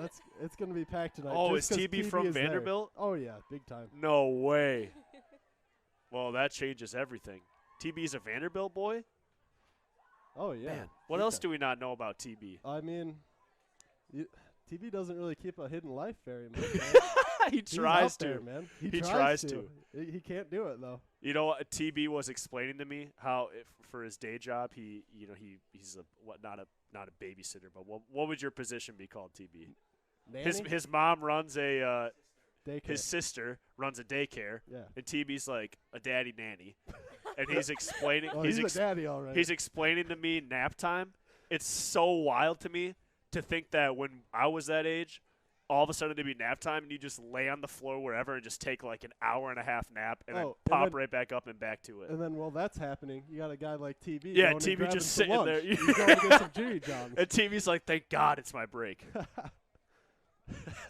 That's awesome. Hey, shout out also to Cal and Sherry Goff. Sherry Goff. Right, TB? Shout out. Sweet, yep. Shout out to whoever that is. Here right now. That's TB's mom and stepdad. Okay, shout out TB's mom and stepdad. Well, they're probably here. They probably are. Watching the game. All right. I haven't seen them. All right, that's it. All right. That's it. Great interview. Thank you, Jack. Great interview, Ingles. Anna, great interview. Thank you.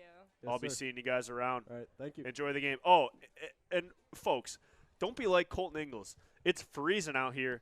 This guy is here. He's got flower Nike shoes on. Oh, yeah. Under Armour crew socks, sweatpants, and a hoodie. I'm in sandals. No jacket. Anna is wearing sandals. Are you kidding me? I didn't. Anna has everything right, but she's wearing my sandals. My sister took my shoes, so I had to. That's crazy. That's crazy. I mean, what you're wearing, Ingles, reminds me of what I used to wear when I go to football games. And as I'm walking out the door, my mom's like, maybe you should wear a jacket. Yeah. And I'm like, no, Mom, I don't need to. I'm fine. She's like, maybe you should wear a jacket. Yeah. And then the one time I went there and I didn't wear my jacket and I froze, I wore a jacket every time after that. Yeah, that's true. I didn't see my mom before I left for the game, though. That was the problem. What would we do without moms, man? That's true. What would we do without moms? All right, that's it. Get off the mic. All right, perfect. That's it. Thank you I've very had much. Enough anyways. He's had enough. He's had enough. Excellent surprise interview. We've got a couple minutes to go until game time here, folks. Second half action. Kent St. Mary's mount a comeback against this tough Bulldogs squad. We'll find out after this break.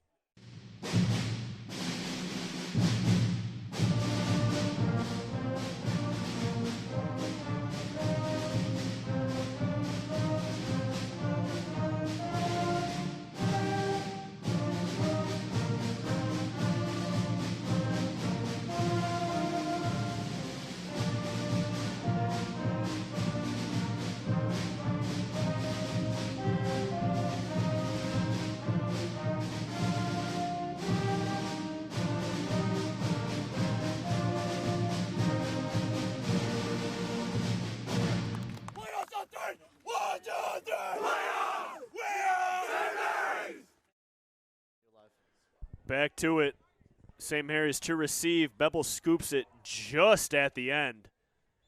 Still running right here. Brought down. St. Mary's will have the ball at their own 32-yard line. Driving. Here's some stats for the first half.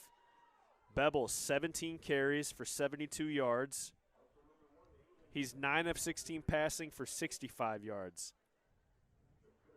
The lone touchdown in this game is Noah Hill with a 2-yard run up the gut to give St. Mary's 6 points. Inland Lakes has 182 yards of total offense with 3 TDs in this first half. St. Mary's only 68 yards of total offense. Stats courtesy of Bob DeLong. Thank you very much, Bob. You're a St. Mary legend. Bebel keeps. Nothing there. Bulldogs all over him. Nowhere to go. Flag comes in late. Referee looks unhappy like he didn't want to throw the flag. Please don't be in unsportsmanlike conduct against St. Mary's at the end of the play. Oh, the referee's indicating, and it is St. Mary's. Let's tune in to the referee and see what he's got to say. Turn that mic on. Let's get it going. All right, here it is. After the play, we got a personal foul against the offense. It's going to back him up 15 yards. Remains second down. Man, that referee's got a very nice southern accent. Got to get that man on the broadcast. What do you think, TB? Yeah, we do. Yeah, we do. Yeah, try pronouncing his name, though, once again, Oh, Jack. my goodness. The lights turned out in the studio, and Dylan Acevedo and Alex Cherry just snuck up on me. Both with their hoods on. Those two are sketchy, TB. You hang out with these two sketchy kids? They took all my money in poker earlier this week. Oh, my gosh. All right, so Everyone's taking TB's money. Croft with the run right there. Bulldogs all over him, brings him down. Second and a long way to go is now third and a long way to go. Croft maybe got a yard. Third and, wow, how long is that, 25? Yeah, seems Country about right. country mile. Yeah. Third and a country mile. Yeah, that's that referee must be pretty familiar with a country mile. He must be. It's a great day for hay. It is actually not. Hay season's over now. That frost on the – man, that makes it for some heavy hay bales. That frost on the morning. Whoo, I woke up this morning, TB. For the first time all year, I had to scrape off my windshield. Yeah, it's a sign of worse times to come, right? Not good. Not good. But luckily, I have a remote start vehicle. Oh, flex. Very convenient. JT Grenier in motion. Bevel gets the snap over to Bloost play. quickly. No, Bloost, stop it's him, hit man. hard. Nice tackle there by Jake Willie coming in and knocking Bloost to the ground. Nowhere to go. They tried to pick up 25 on that quick screen. I hate that play. They got on 3rd and 22. Why do the quick screen? Why not take a shot? You're down 14. You need points. I don't know, TB. Probably because you're not going to pick up a 3rd and 25. Yeah, but you can pick up 15 But yards. I think with the 2 interceptions earlier, you got to be a little careful. But you got to find that balance, TB. You're right. Dylan Croft back. You got to think they're not faking it. Never know. Can he get it away? Nice moves there by Dylan Croft. Able to make Willie miss, and he gets it away. Still going. That's a great all the punt way from down Croft. to the 30-yard line. So I guess Kicked it from the 20 to the 30. I guess when you got a punter like that, you know, you're okay with just kind of taking your medicine on 3rd and 25. But he did get a pretty good snowbird bounce. So it hit at right around the Bulldog 45-yard line and bounced all the way to the Bulldog 30. So a 15-yard hop. And, once again, St. Mary with an opportunity to force a 3-and-out would be perfect right now. But we'll see what the Bulldogs want to do with the Blumkey running attack. And the Snowbirds just need to stop. What are the Snowbirds are just not playing right. You come out on your first drive and you get a personal foul penalty after the play, which forces you to punt. Killer. Bevel rushes in. Keeper by Bumkley. Oh, my goodness. There is no one in the vicinity. Charles Strail says there is a flag on the play. JT Grenier nearly catches him again. If there is a flag on the play, I don't see it. They're not. Coach O'Connell is on the field. Coach O'Connell is going to get he's going to get a flag. That might be on him. It is on Coach O'Connell. Wow. It is going to be on Coach O'Connell. Coach O'Connell, 10 yards on the field during the play. Referee throws it in late.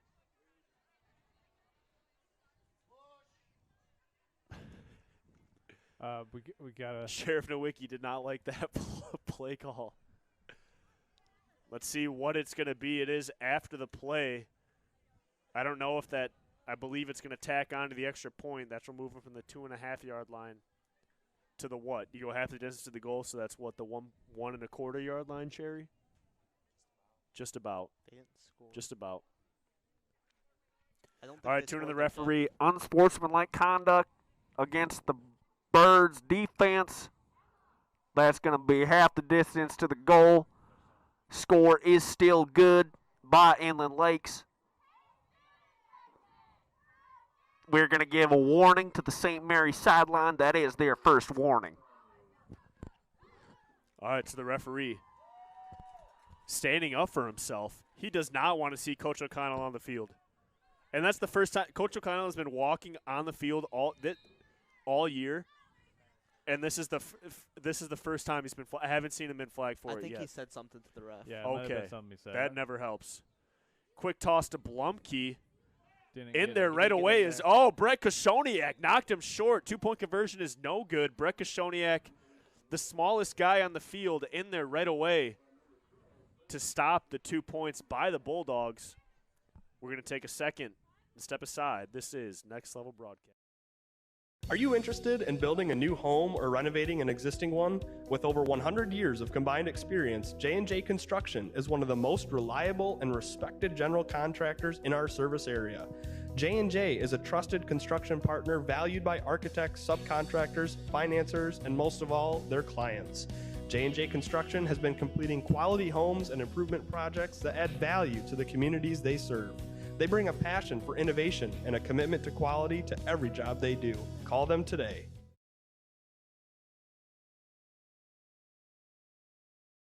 Halftime show. I'm Pat O'Connor, joined by Charles Strail, Daniel Smith on the camera tonight, Charles. And I mean, first of all, we got to say the swag. It's getting close to making me look good. Play call from coach. It's 3rd and 6. Just on their side of midfield. Steenman's going to haul it up and wide open downfield is Barrett, and he is gone. Check that. 2 ends off the left side. It's a toss. You're live. Back to it, folks. We're live. Onside kick. Flag is in there right away. Looks like we have an offsides. Are we going to hear? Got a little too excited. No, I think the ref's mic just gave out, unfortunately, people, so we apologize for that. We'll get that worked Oh, we got out it working week. again. We have an illegal offside shift against the kicking team. We're going to re-kick. Okay, and he's running back. Man, that mic goes in and out funky. We got to get that figured out. To kick again, Wyatt Chauvin, the senior. I want to see him boot it. I want to see if he can kick it through the end zone. There's 4 fans for St. Mary's in that end zone. I want to see him hit one of them right on the head. Let's see if he's got the leg. Just a little onside. Onside, oh, Croft. Beautiful. Just like it's a ground ball. He is a third baseman. Scoops it up, recovers it at their own 35-yard line. If you got a long ways to go to score. Hey, Jack. Hey, Charles. We had to cure our hunger in a freaky fast way tonight, didn't we? Oh, yeah, dude. So, hey, everybody, head on over to Jimmy John's and Gaylord for mouth-watering gourmet sandwiches without the wait, time, or hassle. That's Jimmy John's and Gaylord and J&J Construction. Everyone has a vision for their perfect dream home, but the process of building it can be so tiresome. If that's you, you need to have J&J Construction make your dreams a reality. We're back, Jack. We got a stoppage in play. Quick timeout. Inland Lakes did not like how that looked. That's going to give us some time here. And additionally, guys, one of our sponsors that's been with us the whole time, it's a Gaylord Eye Center. In need of trusted information and quality care? Well, look no further than your local vision source providers. With 4 locations, Sheboygan, Boyne City, Gaylord, and Bel Air. Gaylord Eye Center is exactly what you need to get you seeing crystal clear. And Gaylord seal coating, people. Driving on Michigan roads and driveways is tough. That's why everyone drives a truck. That's why Jack bought a truck. But smooth your drive surfaces with Gaylord seal coating and make sure that when your driveway gets snowy in the winter, you've got a good sublayer so that way you won't be slipping around in your car, especially if you got kids driving on the roads this winter. And BC Pizza, hey, looking for another way to feed the family? BC knows the pressure of having to cook, especially if parents coming home after a long day of work. So BC Pizza wants to help you get in the game and help your family solve your dining needs. Bevel nowhere to go. Standing still in the backfield. Bulldogs sprinting at him. Takes him down. Gain of a couple yards there. Going to make it 2nd down and 8. We're getting a little battle cry from the seniors. Very quiet. Oh, they get the parents' battle cry. Oh, we got one parent. Oh, we got one parent out of 50 on their feet. All right. Well, it's hyped up here in the St. Mary's Stadium. Bevel gets the snap, wants to keep it. Oh, but he's got nowhere to go in there right away. Dylan Lehman making his name known in that St. Mary backfield in there just about every time, able to wrap up Bevel and take him down back to the original line of scrimmage. 3rd and 10 to go. St. Mary's needs to figure out what they got to do to get this ball going, and they got to do it quickly. 9 minutes, 12 seconds to go. Down 20 points. That's only 3 touchdowns. It can be done. But there's a lot of good athletes on this defense for the Bulldogs. You know, it seems like St. Mary just has a couple really good plays, and then they have a penalty, and then ends up shooting themselves in the foot. They don't really have a big play offense meant to come and overcome those penalties like that. Goes to Bloost over the middle quickly, makes a man miss. He's still running. Bloost lowers his shoulder into Breege, and he's got a lot of yards. We'll call it 25 yards on a pickup of 3rd down. Excellent job. They sent Grenier in motion. No one on the Inland Lake side moved, which showed they were in zone coverage. Bloost finds the open spot in the zone. Bebel finds Bloost, picks up a nice 1st down. They just got to keep doing that. They got to keep doing that on their conversions. They got to take a shot like that on 1st down. And you know what's funny, Jack? I just started speaking about how they weren't really having big plays, but Bebel to Bloost connection tonight has been really good. Bloost able to pick up 25. What do we call that, the Airbnb? Bloost running it again. Making guys miss. He's still going. He's got the edge. Another solid pickup. Find the man who's hot, and that's Donovan Bloost. Another pickup of 25 yards. That's 50 yards in 2 plays just from Bloost.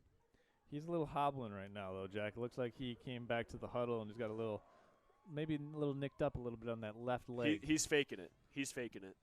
He's trying to look. He's trying to look tough. And it doesn't matter if he's limping, if he's hurt. Bloost has the drive. He's still going to run just as hard on the last play.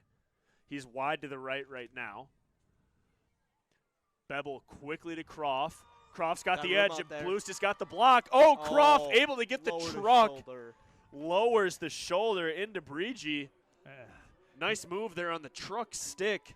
Could have had an opportunity for the end zone. He's brought down at about the 4-yard line, we'll call it. And enough for a 1st down. Here comes the big boys. And you know, Jack, if Donovan Bloost is just able to secure that block on the outside, that's a walk-in touchdown. So he's subbing out right now, bringing in the beef package right now. Hey, wasn't that a commercial? Where's the beef? So the St. Mary Snowbirds got the beef on the field right now. Yeah, that was an Arby's commercial from what? I don't even know how long. That was a black and white commercial. Where's the beef? They got the jumbo package, the jumbo beef package. It's Hill. It's Ballinger leading the way. They're going to mark Bebel short at the 1-yard line. That's a good call there by the referees. He did look short. You got Coach Bob DeLong and Tim Wiltsey right there down on the sideline next to Johnny Burkhart. Shout out to Johnny Burkhart running the J&J Construction sideline camera, bringing you the shots of every game right from the sideline. Johnny working hard as always. Johnny Burkhart, the man. They go to the jumbo package once again. Bebel's got some room. He's in there for a touchdown. That's going to give St. Mary's 12 points. They're only down 14. And that's going to lead to a big 2-point conversion right here. Big 2-point conversion. Get this one, then that takes a lot of pressure off your offense. That makes you only down 12 to tie this game. Well, you know, even if you don't get this, Jack, it doesn't kill you because it's still a 2-score game. So if you get this, you're down 12. If you don't get it, you're down 14. You do need to get one of these 3 2-point conversions, though. Yes, you do. They want to have Bebel keep again. Can he do it? I think he might be short. Oh, referee marks him in, and he is in. Big cheer on the sideline from 77. Lucas Cherwinski hyped up that he's in there. It's going to make it 16-26. St. Mary's now down only 10 points. So my mistake. 14. It's going to make it 14-26. Well, we had split signals there. One linesman came in and said it was good. The other one said it was no good. They said no good? No, they said good. The one said good. The head ref was said good? Did he? Right? Okay, so we did get that 2-point conversion. We did get it. Okay, we did. Got the 2-point conversion. So 26-14. Snowbirds need to get a stop.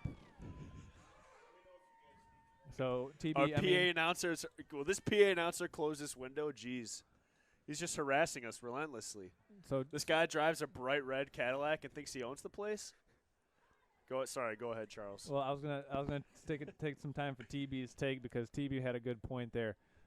just talking about the Snowbird defense really needed to step up and get a stop. I had nothing there. Oh, well. I don't play defense, hey. I mean, that was the consensus overall. I mean, everybody in the stands knows that it's time for a Snowbird 3-and-out. It is. They got to get a stop. There's just so many weapons on this offense for the Bulldogs. Just get this onside kick. Yeah, that's Bevel, kick it beautifully. And now if you look at this front line, it looks like they do have the hands team in. It's way short. Dive on it. He got it. I think he got it. I don't know what the Bulldogs were thinking. They were backed 5 yards off the 50-yard line. That's our ball. It's as if they didn't expect it. Bevel kicks it short. The Bulldogs watch it roll all the way 10 yards. And who dove on that? Was that Daniel Smith? Sure was, Jack. Daniel Smith, excellent job with the awareness. I didn't have to talk about defense because I knew we were going to get the onside right there. You knew it, TB. We said it. That's what they had to do. You don't have to worry about defense if you get the ball on special teams every single time.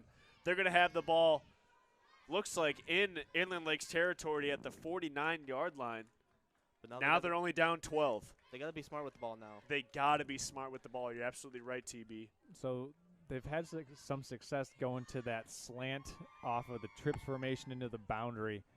Snowbirds looking to extend and continue their building up of momentum here. Grenier in motion. Flag is there. Goes deep. Bloost able to knock it down. Good job because Brigi was right there. Flag in from the referee. That's probably going to be an illegal procedure. Looks like our mic is working. Jack. Let's see. We got an illegal shift against the offense. So that'll back the Snowbirds up 5 yards and repeat a first down, a 1st and 15. Oh, referee's got more to say here. Well, let's see. Let's turn that mic up.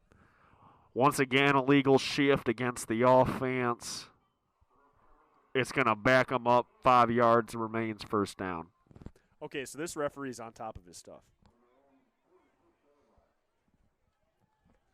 He's got a very nice voice, like made for broadcasting almost. And now he's over there talking to the St. Mary huddle. Did you guys see that? Did you guys see that flag out there? Wasn't that a great call I made? Flexing. What'd you guys think? Did I make the right call there? Bevel by himself in the backfield. It's going to be a keeper to the left. Croft leading the way. But Willie able to bring him down from behind. That's a hard tackle. Flag is in late. No, please don't be on Bluest. Please don't be on Bluest. Please don't be on Bluest. Please don't be on Bluest. I did not even see what that could have been, Jack. Oh, it's either on Inland Lakes or it's on Bluest. Bluest was finishing the block there and kind of shoved him at the Let's end see. of the play. Referees are discussing it. Still discussing it. Third referee in there to make sure they got everything right. Looks like he's got the call. Let's see what it is. After the play, personal foul against the defense. It's going to give St. Mary's first 15 yards and an automatic first down. Wow, the referees made a lot of that announcement while he wasn't even facing the sideline. How are they going to mark it off? So that'll be an after-the-play penalty, Jack, and they're looking at it right now, trying to do some quick math to determine if that will be a first down or not. Given the yardage, since it was an after-the-play penalty, they mark off the yardage from where the ball was dead. So will they have to bring the chain gang out here to mark off this penalty will be the question. And it looks like the Inland Lakes coach is getting some input in there too. Let's see where they take him. Still discussing it. Still discussing it. They're trying to figure it out, trying to get the foot on the right mark. Looks like he might have it. He's starting to step. 5. How many did he go? Well, that wasn't 15. I know that. It should be marked off from where the foul occurred, I believe, Jack. Well, if it's okay, so that's what they're going up to. Yeah.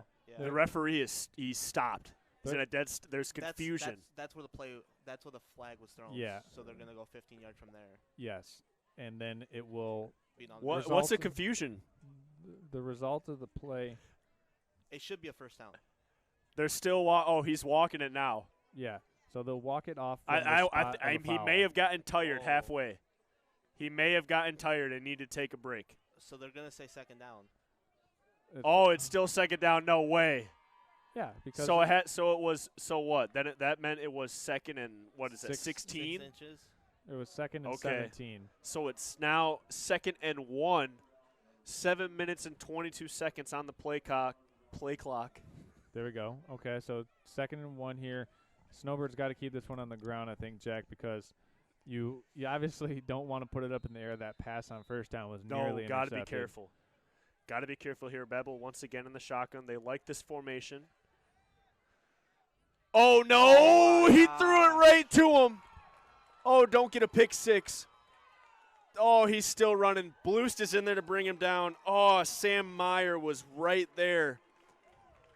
I'm confused on the read. I don't know if Bebel saw it wrong.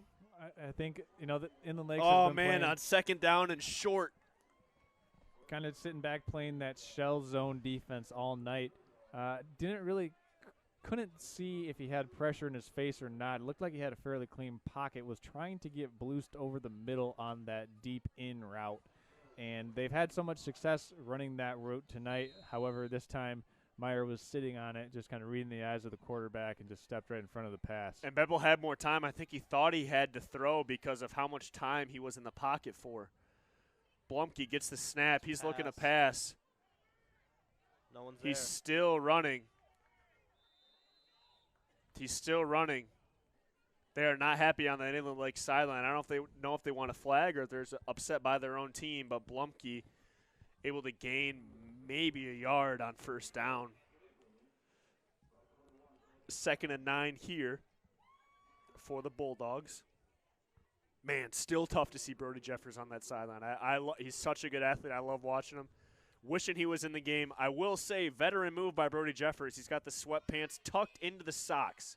Very smart move. Highly recommended out there for anyone going somewhere cold. Sweatpants in the socks. Blumke in the shotgun. Wants to pass again. Same play. You got to break that up. Did he catch it? Looks like an incomplete pass. Nice job breaking it up. Was that Croft? I believe it was Smith. Smith on the coverage. So That's Smith on Breege. So looks like he had the ball in his hands, but Smith able to knock it down. Snowbirds with the chance here to get a 3 and out here to force the Bulldogs to punt for the first time in this game, Jack. But you know that they're probably going to keep this one on the ground after 2 straight incomplete passes. Well, St. Mary's has kept him in the same spot since they threw that interception.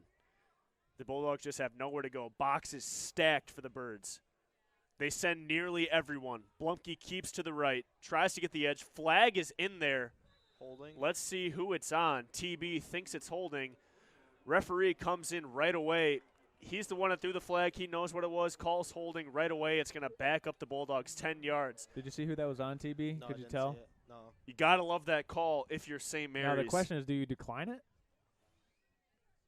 It depends on how many. I would accept it. I'd accept it. You move him back 10 yards. So the thing is, if you decline that, you're going to get a spot of the result of the play. It's going to be a 4th down. Which would be 4th and 8. But I would rather have the 3rd and 20. It looks like Coach O'Connell's going to opt to take the penalty. Yeah, they're going to back him up 10 yards and play that down over. It'll be 4th down and 18 from the Bulldog. Let's call it. It's still going to be 3rd down. Oh, yeah. Yeah.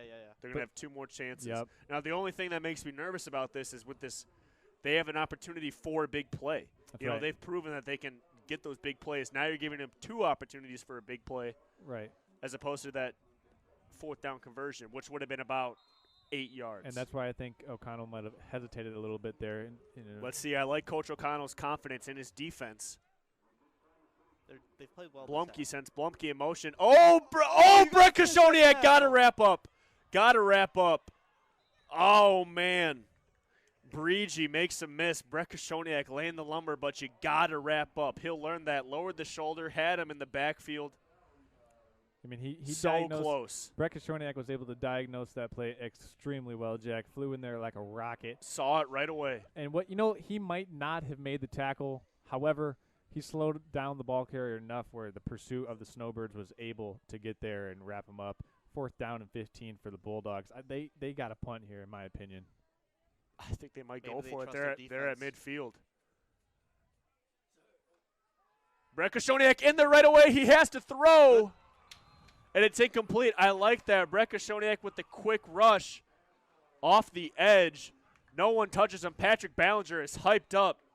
He's feeling it. Him and Logan Cherry want to get back out there. Man, too bad Patrick Ballinger's so hyped up. Now he's got to cool down on the sideline. Unfortunately, not. They might be able to bring him back in on the jumbo package. I Jack. hope so. If they get down within that 10 yards to go, they're going to that jumbo package. Let's see what the Snowbirds decide to do here offensively. Gavin Bevel has thrown it to the other team 3 times tonight, but you do have to stay aggressive down 12 points. I'd like that quarterback run up the middle. Had great success with that. Bevel sent Smith in motion. They do go to the quarterback up the middle, but wow. Nothing there. There's 2 Bulldogs in there. That's Toothorn as well as Willie. It's not going to be a good sign when at the end of the play you've got your 3 linemen 3 yards downfield, and every single one of their men is behind them. So the offensive line has been able to get and hold blocks really well, but it seems like the Inland Lakes pass rush has adjusted to that play where they're not coming up the field so aggressively anymore and really trying to contain those rushing lanes for Bevel. Well, St. Mary's has shown that they can be successful in the pass, but those DBs are lurking for Inland Lakes. Grenier in motion. They do go to him. He's got the speed. He's got the edge. He got a really good but block. Nice tackle. Got a good block on the corner there from Dylan Croft, but really nice tackle, as you said. Couldn't make out the number for the Bulldogs there, but yeah, that's Mayer coming down. Really, and laying the wood and taking him down right away.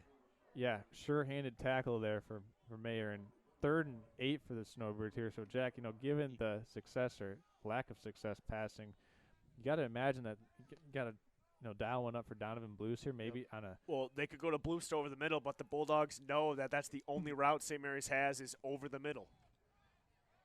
Throw it to Dylan. Bevel is going to go to Croft. Checks down. He's there. He's got some yards. Oh, ball's out. Oh, wow. We got so lucky. Oh, my gosh. So JT Grenier. Oh, man, we got lucky. JT Grenier, like I said, able to get the ball after Croft was running up and down the sideline. Croft looked like he might have stepped out there. We couldn't really see from this camera angle, but it looked like he stepped out, came back inbounds, but the referee didn't rule him out. It's tough. I mean, that referee is right there on the line, so he's got the view. He had to have been in bounds. Oh, my gosh. My heart just stopped. What a play by JT Grenier. Yeah. Good recovery. Keeps this drive alive. Bevel's got it. Give him that block on the edge. There you go. Nice lead block by Croft. Way to set the edge there. They're running hard out there. Daniel Powers leading the way. Good job by that offensive line. 1st down and 8 is nothing to sneeze at. Jack going to set up a 2nd and 2 for the Snowbirds, and everything in the playbook is available here for Coach O'Connell to call in. 2nd and 2, you can do whatever you want. Absolutely, he can do anything. They continue to go with the spread. 3 minutes, 33 seconds here in this 3rd quarter action. Can we draw? Bevel on the ground again. This time nowhere to go. Right into the arms of Willie. Powers looks to the sideline. Looks like there might have been a little confusion on that play. Dylan Croft gives the indication of 1st down. The ref did too. The referee does as well. He agreed with them. 1st down. Croft was right. He's got that TB bloodline. Yes, sir.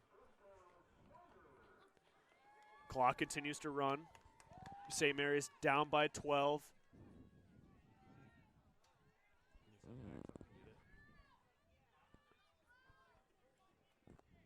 They go to Bevel again. He's running a lot.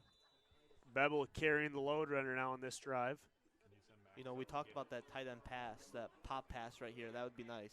It could come out, TB, but they've got that free safety over top in the middle. Breege.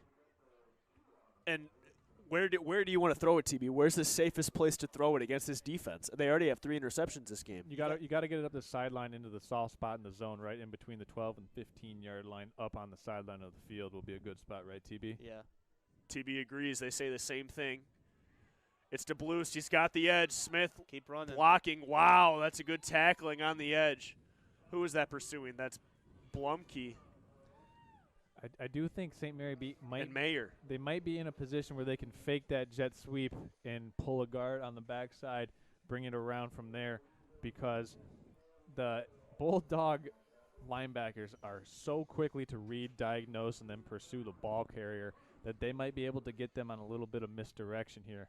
But, you know, they've been doing well so far on this drive, so they might just be able to keep mixing it up with what they've been doing, keep it on the ground, short, intermediate passes. They're moving it. They've got 2 chances to go, looks like about 3 yards. Old offense here. They're in the I formation. Oh. I don't know who got the ball. Croft did. Nowhere to go, really. 4th down. That's very surprising to go to the I formation. They've gone to the spread or the jumbo package all game. We're going to get a timeout by St. Mary's. That's going to give us a second to heat up.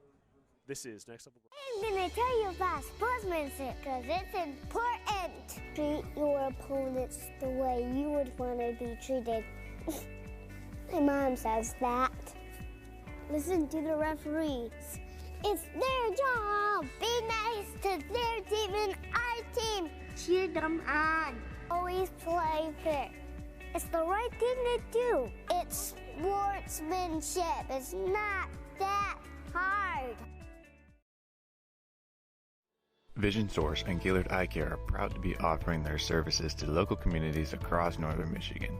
With locations in Gaylord, Point City, Bel Air, and Sheboygan, they're committed to serving you and providing a trusted source of credentials and expertise.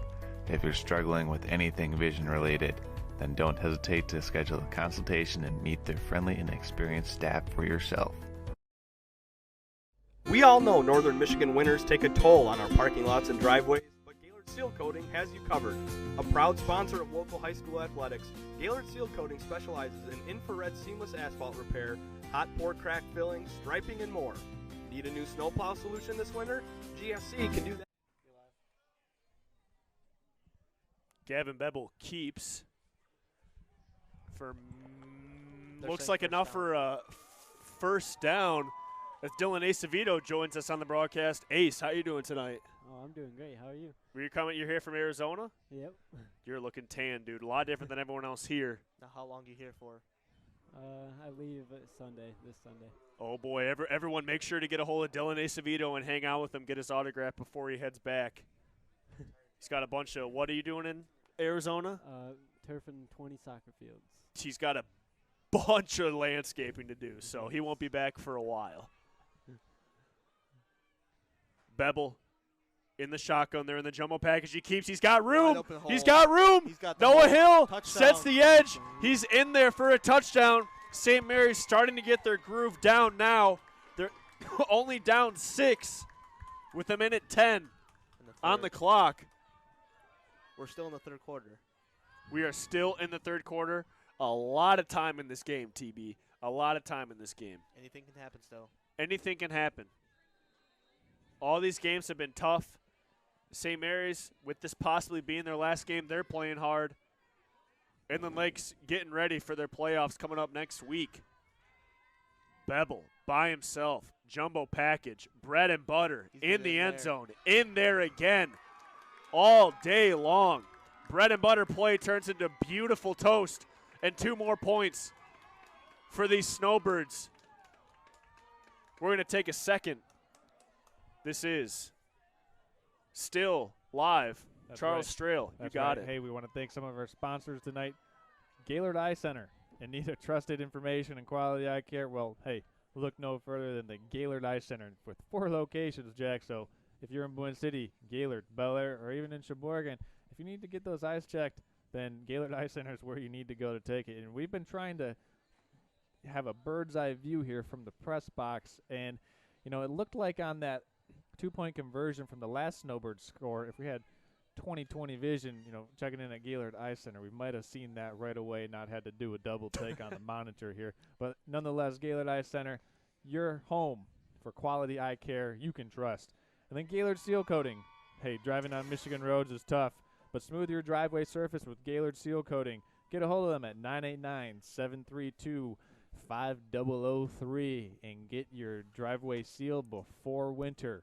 Holy smokes, and if you're at the game, They got delicious sloppy joes down at the concession stand. Delicious. Another onside kick right there. Another onside kick, but into the nice distance recovery. Brett Koshoniak tackle. making a big tackle in the open field. Sorry, my mouth is full of sloppy Joe. That is a great tackle in the open field by Brett the Jet Koshoniak. He learned from that last previous possession where he blew it up in the backfield but didn't wrap up. This time comes through in the open field, able to wrap up with his arms, secure the ball carrier, and bring him down, securing the tackle. Really good job of whoever was working with Brett on the sideline there. But then again, Brett has that Koshoniak talent. Yeah, nice job wrapping up. Learned his lesson, made the play, but now they got to make even more plays on defense. Blumke to keep. Croft is in there right away. Wow. Momentum is in the favor of the Birds. Crowd starting to get into this one as the night gets a little colder.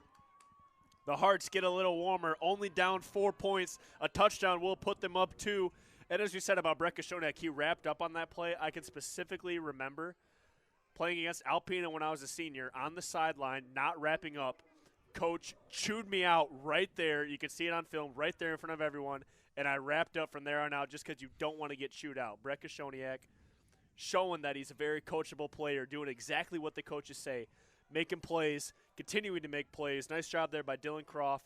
Minus 2 yards. 2nd and 12 here. 20 seconds left to go. Force that back in. Toss is to Blumke on the edge. Barely gone to him all game. I'm actually surprised they haven't gone to Grant Blumke very much at all in this second half because he's got a big gain for a first down. 12 seconds on the play clock left in this third quarter.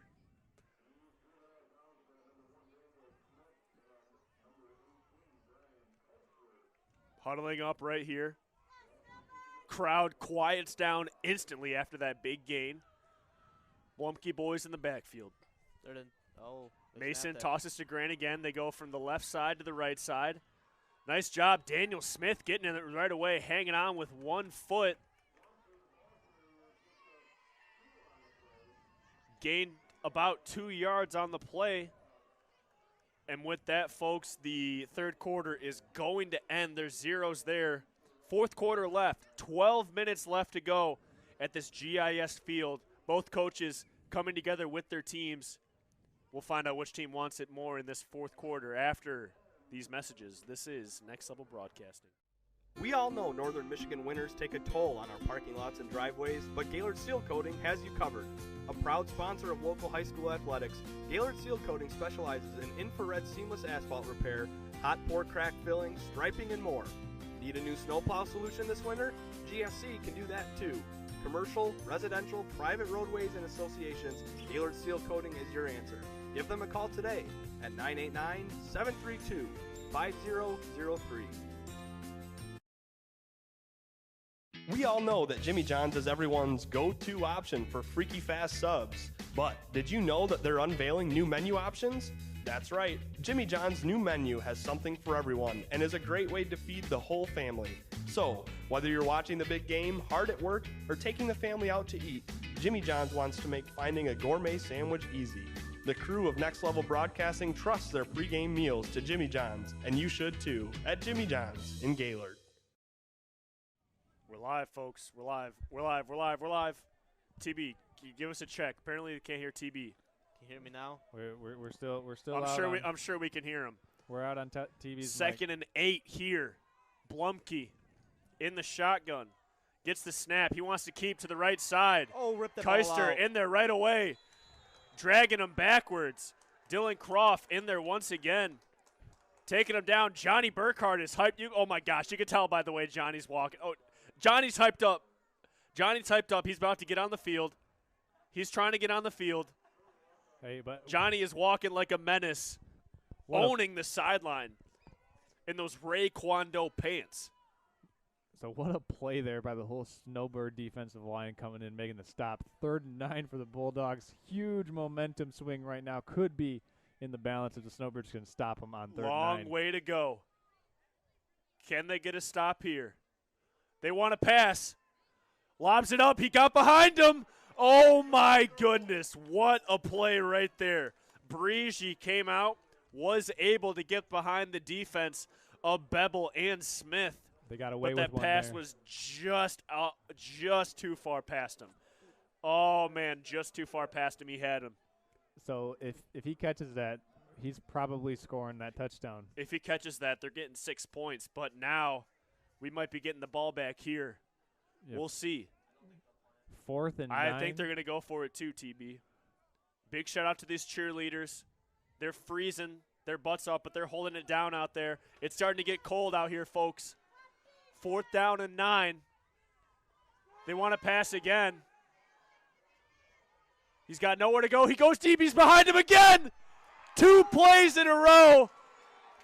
What a diving catch. Oh, my goodness. 2 times in a row.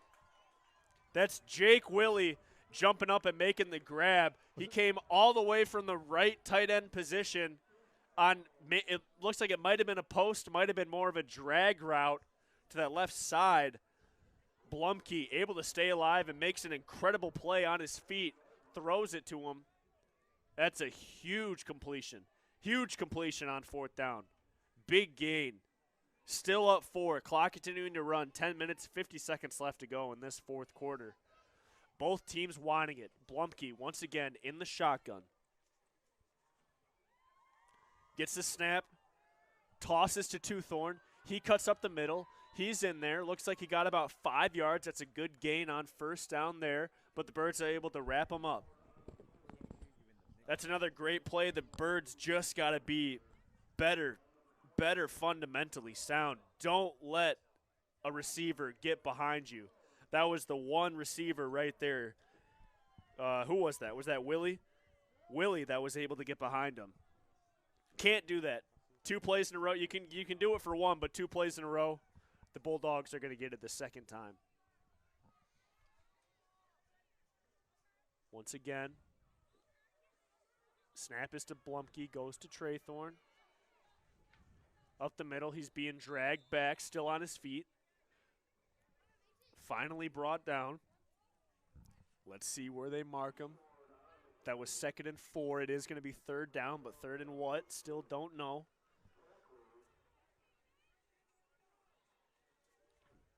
Shuffling in Nate Starsenich. 3rd and is it enough for a 1st down? Don't know. It is enough for a 1st down. We get the indication from the referee. Chain gain starts to move in the direction of Inland Lakes. Knocking on the door. Looks like they're in the red zone. It's Blumke and Blumke in the backfield. It's going to be a toss. JT Grenier is there, but Blumke able to make a miss and pick up 6 extra yards after that. That just kind of looked like a stiff arm Derrick Henry-esque from Blumke there on Grenier. Able to pick up about 5 yards after contact initially from Grenier. Yeah, that is a nice stiff arm there. Clock stops as he did go out of bounds.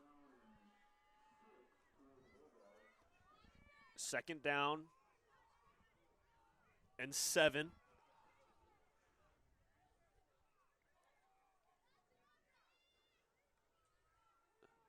Goes to the right side. He's got some room.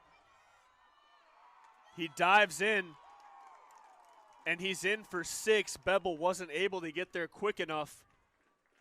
Untouched. That was an easy play. Easy play call there by head coach Travis Meyer. That's going to put the score at 32-22.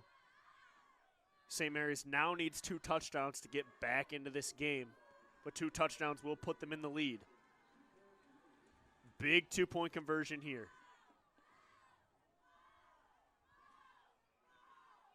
2-point conversion here will force a 2-point conversion by St. Mary's. Blumke keeps. Smith is right there. Brings him down. He is able to. Blumke hops up quick. He's getting a little chippy. Getting a little chippy over there, boys. Love to see it.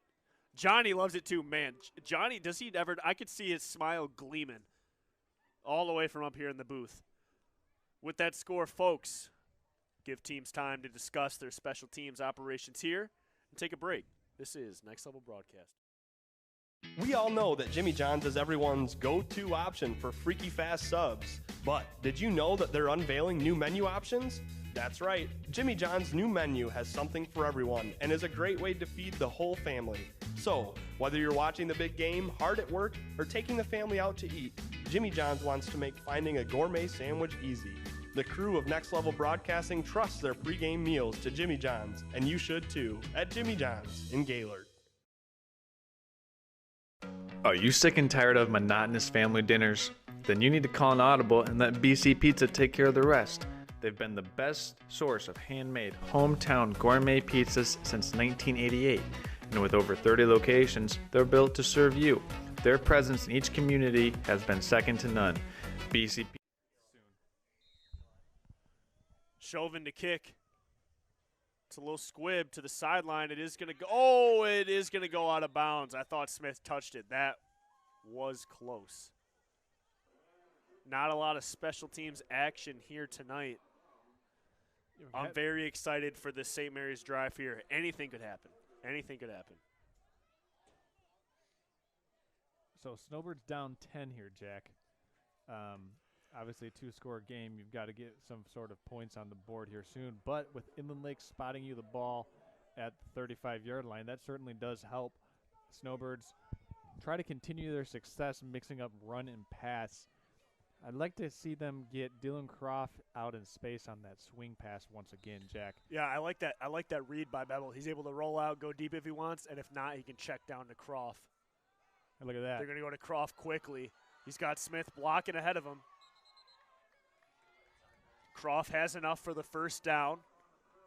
TB wanted him to cut inside. I thought he was going to do the same thing, but he kept going outside, stopped the clock, and picked up that first down. That's a 10-plus yard gain to start that drive. Great job by Dylan Croft. They're up to the line quickly. Bluest and Croft by themselves in the shotgun. Smith wide to the left, Grenier and Bluest wide to the right. Bebel wants to keep. He's brought down right away, though. That's number 13. First time hearing his name tonight is a freshman, Mitchell Crawford, making plays when it matters. Yeah, big-time tackle there for Crawford. It looked like the Snowbirds were trying to sneak their their offensive lineman up to the second tier and just kind of missed on a block. It looked like it was by design, but good play by Crawford there. Spread again here. Bebel quickly to Grenier. Nowhere for him to go. Who was that? But Connor Knight able to get around the block in there right away. Grenier had nowhere to go. Man, and St. Mary's is going the wrong way. I just don't understand how that happens. You have two possessions in a row. You drive way down the field. You do a great job driving, and either ends poorly in a turnover or what have you. But then you just come out in the third drive, and something's off. Something's off. They've gone backwards 6 yards, got two chances to pick up this first. It's fourth down territory, 8 minutes left to go, down 2 scores. JT Greer in motion, goes to the other side. Can Bebel find an open man in the formation? Coach O'Connell does not like the play. He wants a timeout. Charles Strail, you got something for me? Yeah, hey, Jack, we all know that BC Pizza, if you're looking for a way to feed your family, which not yet, but at some point in time in the future for you, Jack, you're going to be looking for a way to feed your family. And after coming home from a long day of work and your kids are like, hey, I need some dinner. Well, look no further, parents, because BC Pizza is here to save the day. Go into BC Pizza, and they'll hook you up with the family meal deal. BC Pizza wants you to know that they're a proud supporter of high school athletics. So even after a long away game. The family meal deal? The family meal deal. Ask about what BC is the Pizza. family meal deal? The family meal deal is an extra large 2-topping pizza with breadsticks. Family meal deal at BC Pizza. What, a family of 2? I mean, you can get. I got 6 people in my family, dude. An extra large pizza? For six that's got to go pretty for far. 6 Cordies. Oh my, one of them 6'4", dude. My dad's. Oh my gosh. Oh, we got a flag with the reaction by the Inland Lake side. It is going to be against St. Mary's. Charles Strill does not like that penalty against the Birds. Just killing themselves, Charles. Can't do that. Can't do that in the fourth quarter. You know, it's not the penalty itself, Jack. It's the fact that the penalty comes after just taking a timeout. Yeah. I think that's what really, really hurts spirit and morale there is the fact that Coach O'Connell just took that timeout to get everything organized and ready, and then you have a false start to back you up even 5 more yards. Absolutely. Can be very frustrating. 8 minutes, 10 seconds. Man, this fourth quarter is taking a while, boys. I don't know if it's taken a while or it just got dark so much earlier. Lights are shining bright on this GIS field. Bebel sends Grenier to the other side. There's no one on him. And then Lakes drops back in their zone. He goes deep.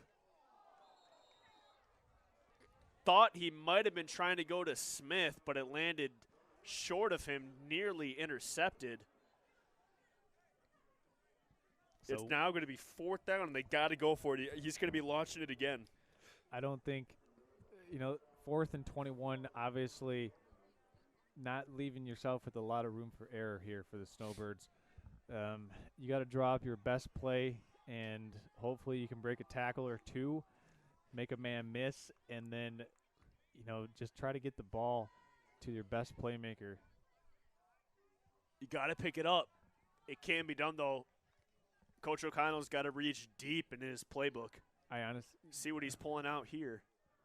Bluest wide to the right, Grenier wide to the left, Smith in the slot to the left. Ball in the hands of Bebel, quickly to Smith. Knocked out of bounds. It is going to be a turnover on downs. Ball in the hands of Inland Lakes. If they score a touchdown here, that might be it. What do you think, TB? TB's mic is down, unfortunately. TB's mic is down. Oh. So, I mean. Even if they're down 16, you're still right, TB. That's only 2 possessions. But if they pick up a 2-point conversion, it's gonna be back up to 3. So St. Mary's has to do everything. They got to stop them right away. Get your offense back on the field. They're all in 2-point stances on the D line for St. Mary's. Blumke keeps a lot of room up the middle. It looked like Daniel Smith actually had a decent shot to punch that ball out. He went for a rip, and Blumke kind of hitched his arm. So, obviously right now, if you're the Snowbirds, you're trying to rip that ball out and create a turnover, getting that ball back. 2nd down and short. To the line once again. Blumke boys in the backfield. Nice tackle. Oh, nice tackle. Brett Koshoniak able to wrap him up by the ankles and take him down. Good job there by Brett Koshoniak. He's got that Koshoniak swagger walk. Down pat, no question. So here's a question for you, Jack. When Brett scores a touchdown, what type of Koshoniak will he channel? Will it be the Chris Koshoniak slow down as you're about to score, or the Steven run all the way through the end zone? I don't know. I don't know. Brett seems more like the sprint all the way through. Yeah. And then just stop. Blumke up the middle, got a lot of room, stiff arms. Bebel able to get him from behind, but that's a big gain there. Picks up a 1st down. Clock is stopped at 6 minutes, 16 seconds. You don't need to score here. If you're Inland Lakes, you're up 2 scores. Just run as much time off the clock as you can and get the ball as deep into St. Mary territory as you can. You're in control of the game. You don't need to score. You don't need to score. 1st and 10. Blumke sends Breege in motion. It goes to Breege. There's a flag on the play. Brett Koshoniak was in there right away. I think the penalty is going to be on Grant Blumke. The referee pointed right at him. It's a block in the back against the Bulldogs. Going to back him up 10 yards. Block in the back's 10. 10 yards from the spot of the foul. Referee starts to mark it off.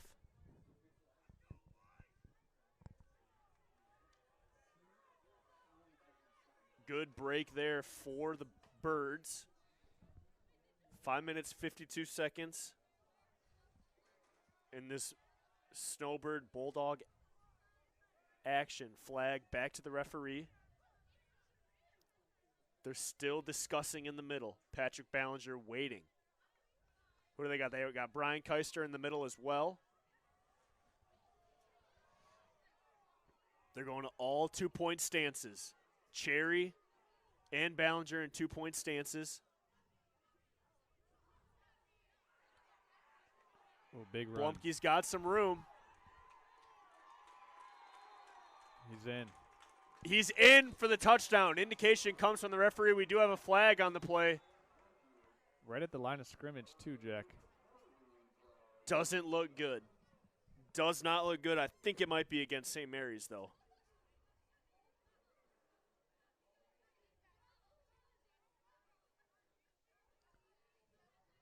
I mean, generally, they're still discussing. It looks like they're bringing the offense and defense back to the line of scrimmage here, Jack. So they're going to come and get what Coach O'Connell wants here.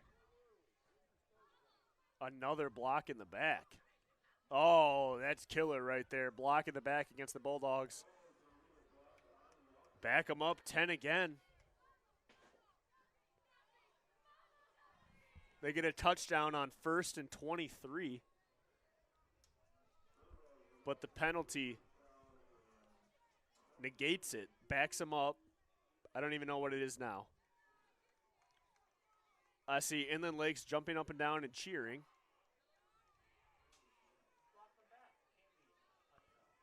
It looked like we had, I want to say, it looked Now, like the referees are giving an explanation to the St. Mary's side. I'm confused. Okay, so we had Let's see. Block on the back on Inland Lakes, but I think we also had a penalty on St. Mary as well. But unless it was a personal foul, if it was a personal foul penalty on St. Mary, it would be an after the play foul, thus moving the ball. So we're going to wait and get it all straightened out for you folks. Still talking. Now, head referee is conferencing with Bulldog head coach. We've already seen the head referee come over and talk with Coach O'Connell. Coach O'Connell's getting an explanation right now. See, but Coach O'Connell wants that head referee. He wants that head referee. He's like, get rid of this sideline referee for me. Get the head referee over here ASAP. Still talking. Still talking. That's going to give us the time to thank all the boys that are sweating. They're now going to be cold. They're sweating. Now they're standing there. It's going to dry up, and then it's going to get cold. I know exactly how it goes. We do want to thank They're some starting of to our shiver. sponsors and subscribers out there, everybody watching at home. If you enjoy our content, make sure you like and subscribe to the channel. That way, anytime we post new stuff, new videos, you'll get a notification when we're going live with a new game, new alerts, things like that. Want to give a special shout out to some of our. They call a block in the back against St. Mary's? Okay. Hold on. The referee is pointing all sorts of directions. So we have a block in the back. Okay. Am I going crazy here? Did he not just indicate block in the back against St. Mary's? TB, he just did that, right? Now Coach O'Connell's got the head referee. He's taking his headset off. He's putting it back on. He's not happy. Coach O'Connell's shaking his head. The referee's shaking his head. So did they score? We're 5 minutes into this, folks. This could go all night.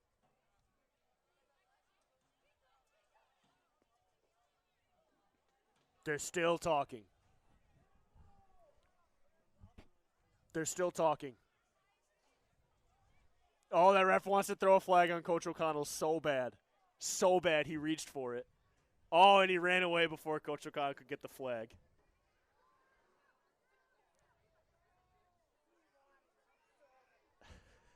So I do think that there was a block in the back on the Inland Lakes, but then. What are they still talking about?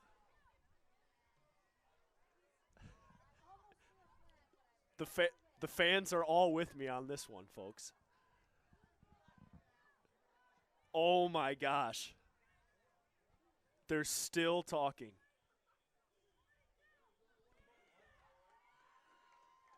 Okay, Did they score? Yeah, so the touchdown is good.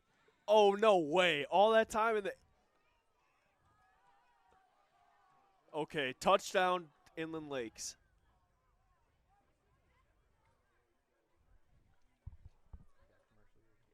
Blumke goes up the middle. Fenstermaker, he's not in. Nice job by St. Mary's. They're only down 2 scores still. They have an opportunity to come back, and we'll be back with you. This is Next Level Broadcast. I'm going to tell you about sportsmanship because it's important. Treat your opponents the way you would want to be treated. My mom says that. Listen to the referees. It's their job. Be nice to their team and our team. Cheer them on. Always play fair. It's the right thing to do. It's sportsmanship. It's not that hard.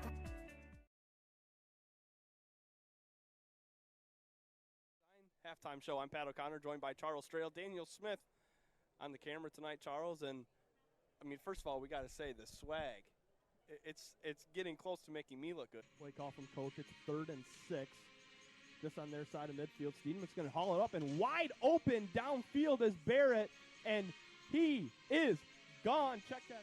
2 ends off the left side. It's a toss to Backlund up the left side. Breaks 1 tackle. He's in. Enough. Chris Kashoniak looks up the middle to Cordy. It is complete. Great catch. Conrad Cordy. Nothing but green after the stiff arm. Touchdown Snowbirds. What a play. The snap. Kick is off. Smith wants to receive, bobbles it. Making defenders miss up that right sideline. Nice pickup. Smith gets about 10, 15 yards on that return. St. Mary's is going to have an opportunity at their own, looks like right at the 36-yard line. Got a lot of yards to go. That's what, 64 yards? 64 yards to go to get 6. They got to get 6. 2-point conversion, onside kick, get the ball back, 6 more points, 2-point conversion, and it's tied. 5 minutes, 39 seconds left to go. They get the call from Coach O'Connell, and then Lakeside trying to get their fans hyped up. They're feeling it. Bebel by himself in the backfield. 2 receivers to his right, 2 to his left. He's got time. Goes to Grenier, who's open, makes the grab. Driving down the field, St. Mary's has got up and get to the line quickly. You practice going to the line quickly all week for these situations right here. Can they handle it? Bebel has to keep throwing the ball. No interception. St. Mary cannot have any turnovers here in this 4th quarter if they want to win this game. 5 minutes, 30 seconds to go. Bebel gets the snap. He's rushed right away. Makes a miss. Running nowhere to go. He's brought down a pickup of 5. Bebel making things happen. Willie was right on his tail, but he had nowhere to go. Looks like he did not go out of bounds. Clock continues to run. 2nd down here to the line quickly. Croft and Smith on the left. Bloost, Grenier on the right. Bebel, once again, he's got time. He wants to go deep. Threw it right to him. Another interception. Man, that's tough for the 4th time tonight. The Snowbirds have thrown an interception. This time it's right into the hands of Connor Knight. That just kills this drive right here by the Birds. 4 minutes, 54 seconds left to go. St. Mary's has got to get a stop here. This crowd is dead silent. I mean, Inland Lakes coming in, it's pretty apparent that their number 1 scouting on the Snowbirds was to take away the deep ball up the sideline.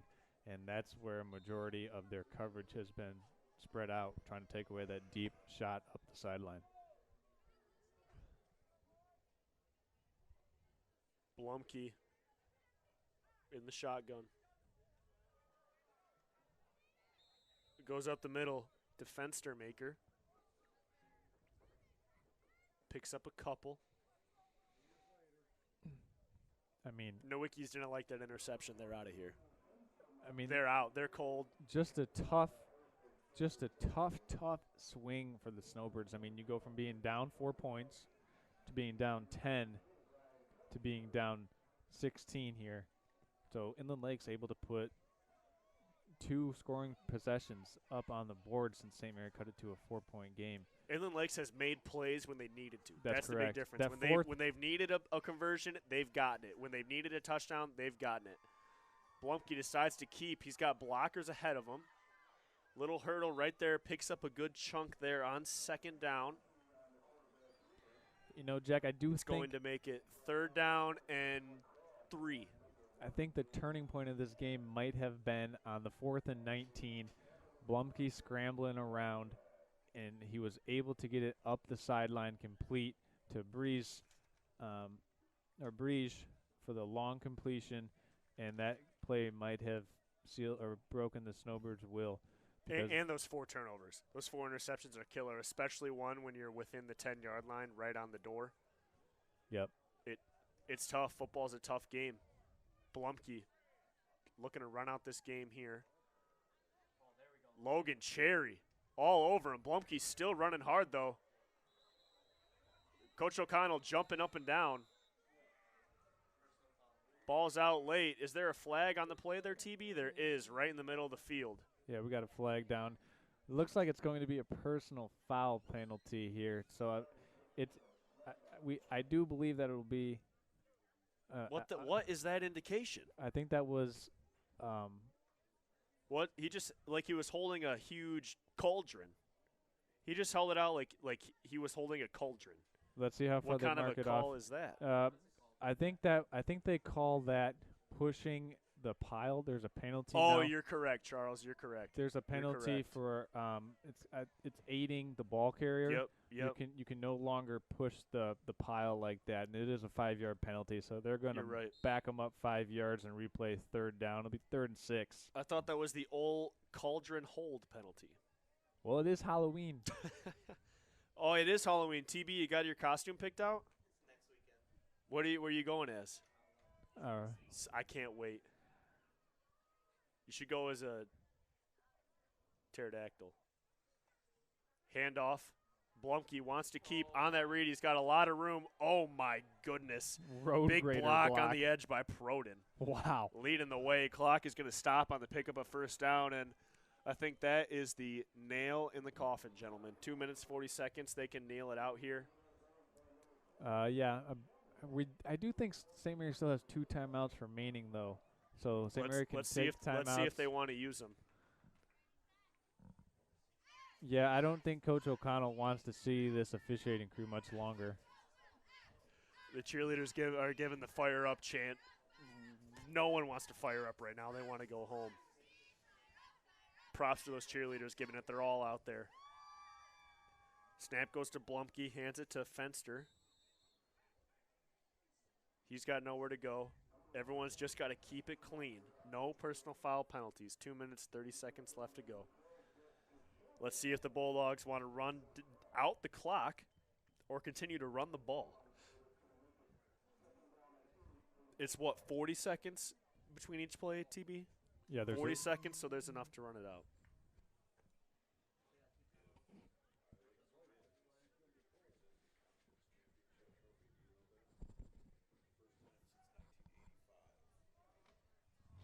Back to it. Blumke goes up the middle of the Blumke. He lowers the shoulder. He's going backwards. A quick timeout. They do want to use their timeouts. It's done quickly here. Charles Strail, what do you got for me? Hey, so with the game winding down here, we just want to take this time to thank our sponsors for tonight's game. J&J Construction, Schultz Party Store, BC Pizza of Gaylord, Jimmy John's in Gaylord, Gaylord Seal Coating, as well as Next Level Sandbag. Thank you to our sponsors for tonight's game. We will be more than likely covering the game next week. The Snowbirds have a few different contingencies of who they will play in the playoffs next week. There's a couple different scenarios. We did get the scenarios written down. right here, Charles. So let's go over those scenarios really quick for those in the viewing audience. So if the Snowbirds will be in the playoffs if Mount Pleasant Sacred Heart beats Bay City All Saints, or if Hillman loses to the Pellston Hornets. So if either one of those scenarios happens, the Snowbirds will be in the playoffs, more than likely with a matchup against Mayo. Yep. So and Hillman against Pellston, we'll know the score of that game tonight. Correct. And Sacred Heart and Bay City All Saints don't play until 2 p.m. tomorrow. So unfortunately, we won't know until afternoon for that game tomorrow. But hopefully, if Pellston beats Hillman, as they are the favorite in that game, we'll be playing some more football. Blumke tosses. Oh, he's got a lot of room. No way. Is he going to go all the way? Can Grenier catch him? Man, Grenier is so fast. He's right on everyone's tail on those long touchdowns, but a good run. That's Sam Mayer making a lot of plays on defense. Gets some offense action right there. Takes it all the way down. 6 points for Inland Lakes. Huge run right there. And that's it, folks. Oh, we found some keys in the parking lot, folks. If you're missing any keys, Alex Cherry says they're his. I know they're not his. But if you or anyone you know is missing some keys, they're Ava Schultz keys. Oh, my gosh. No way it was Ava Schultz. Are you kidding me? At least she's in all pink.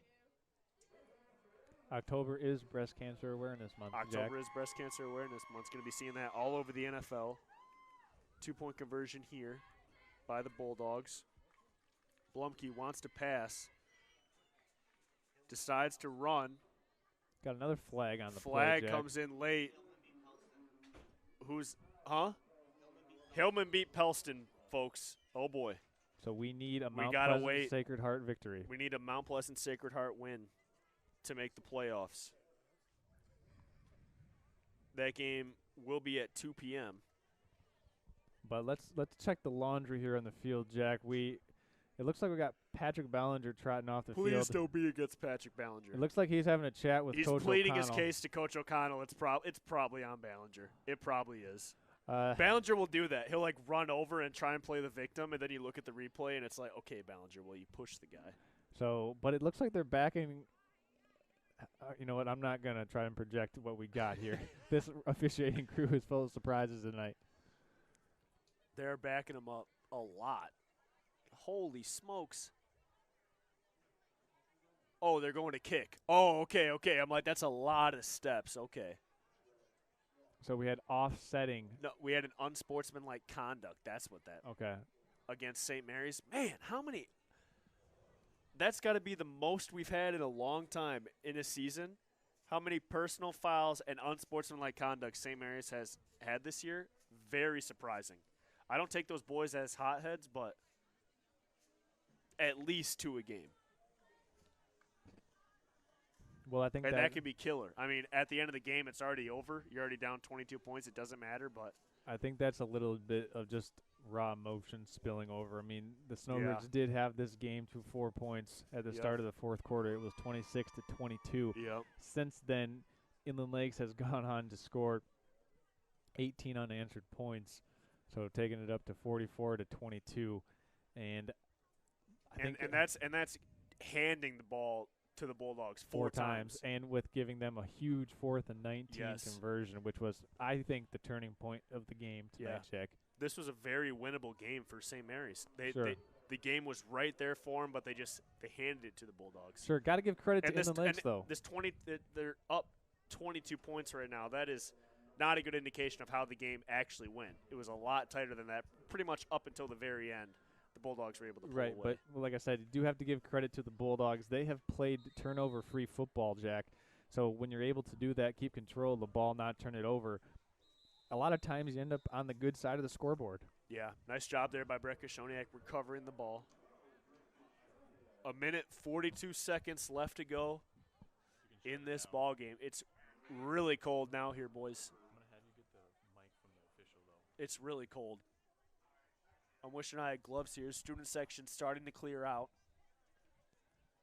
Pink is on the move. St. Mary's getting the call from Coach Boris. I'd imagine this is probably just a run left, run right, Jack. I can't see. I don't know. I think O'Connell's trying to get points on the board. They're in the spread. He's got 3 wide to his right. Bevel's going to run with it. He is being pursued.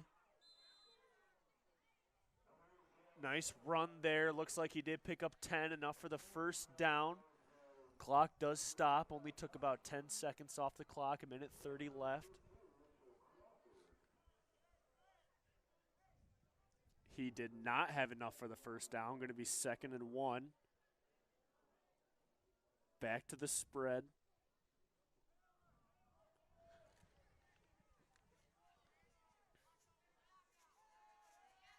Two-man rush here. Bevel tries to go over the middle of the Blues. It's dropped. Going to bring up 3rd down and 1. They had the play they wanted, just unable to execute.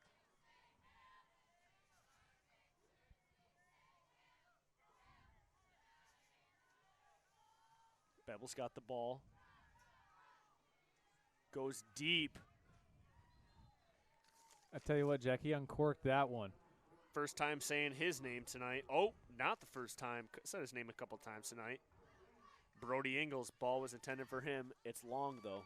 I tell you what, even though this game is almost over, that was probably one of Gavin's best throws in terms of getting the most velocity and best ball placement. Just overthrew Ingles, maybe 4 or 5 yards there, looking for the deep shot.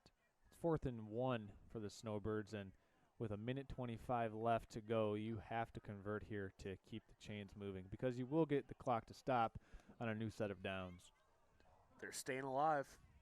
1:25. 1 yard to go. Bevel sends Croft in motion. He keeps, puts the jukes on. Wrapped up from behind by number 8. First time hearing his name tonight, the senior, Ty Thompson. Double T. Ty Thompson's got a pretty clean jersey, doesn't he? Yes, he does. His mom's going to be happy. That's right. Clock still runs. Or maybe Ty does his own laundry, Jack. Maybe. 13's got to head to the sideline. That's Mitchell Crawford. Got something going on with his helmet. It looks Substitutes in 63, or is that 53? That's 53, Trey Watson.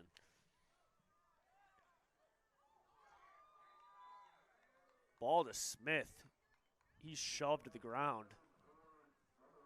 Pass is incomplete. 2nd down and 10 here. Let's see what pass play they decide to go to now. 1:05 seconds. This is just Bevel trying to pat his stats at this point.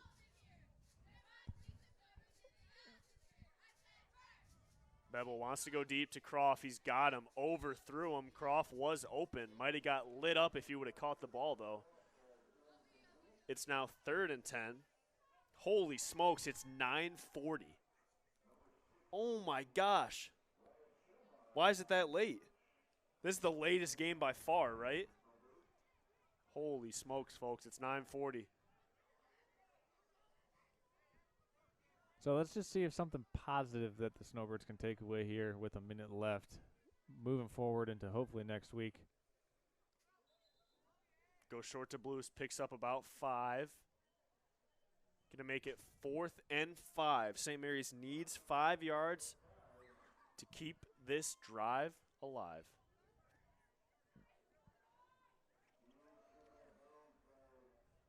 Bloost, Croft, Smith to the left, Ingles to the right. Let's see where Bevel wants to go. He wants to go deep over the middle. It is to Croft. He caught it. St. Mary's starting to move the ball. That's going to stop the clock. Clock is not stopping, Clock Jack. is not stopped.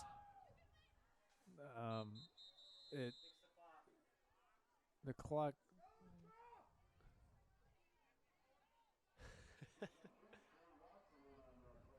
44 seconds left on the clock.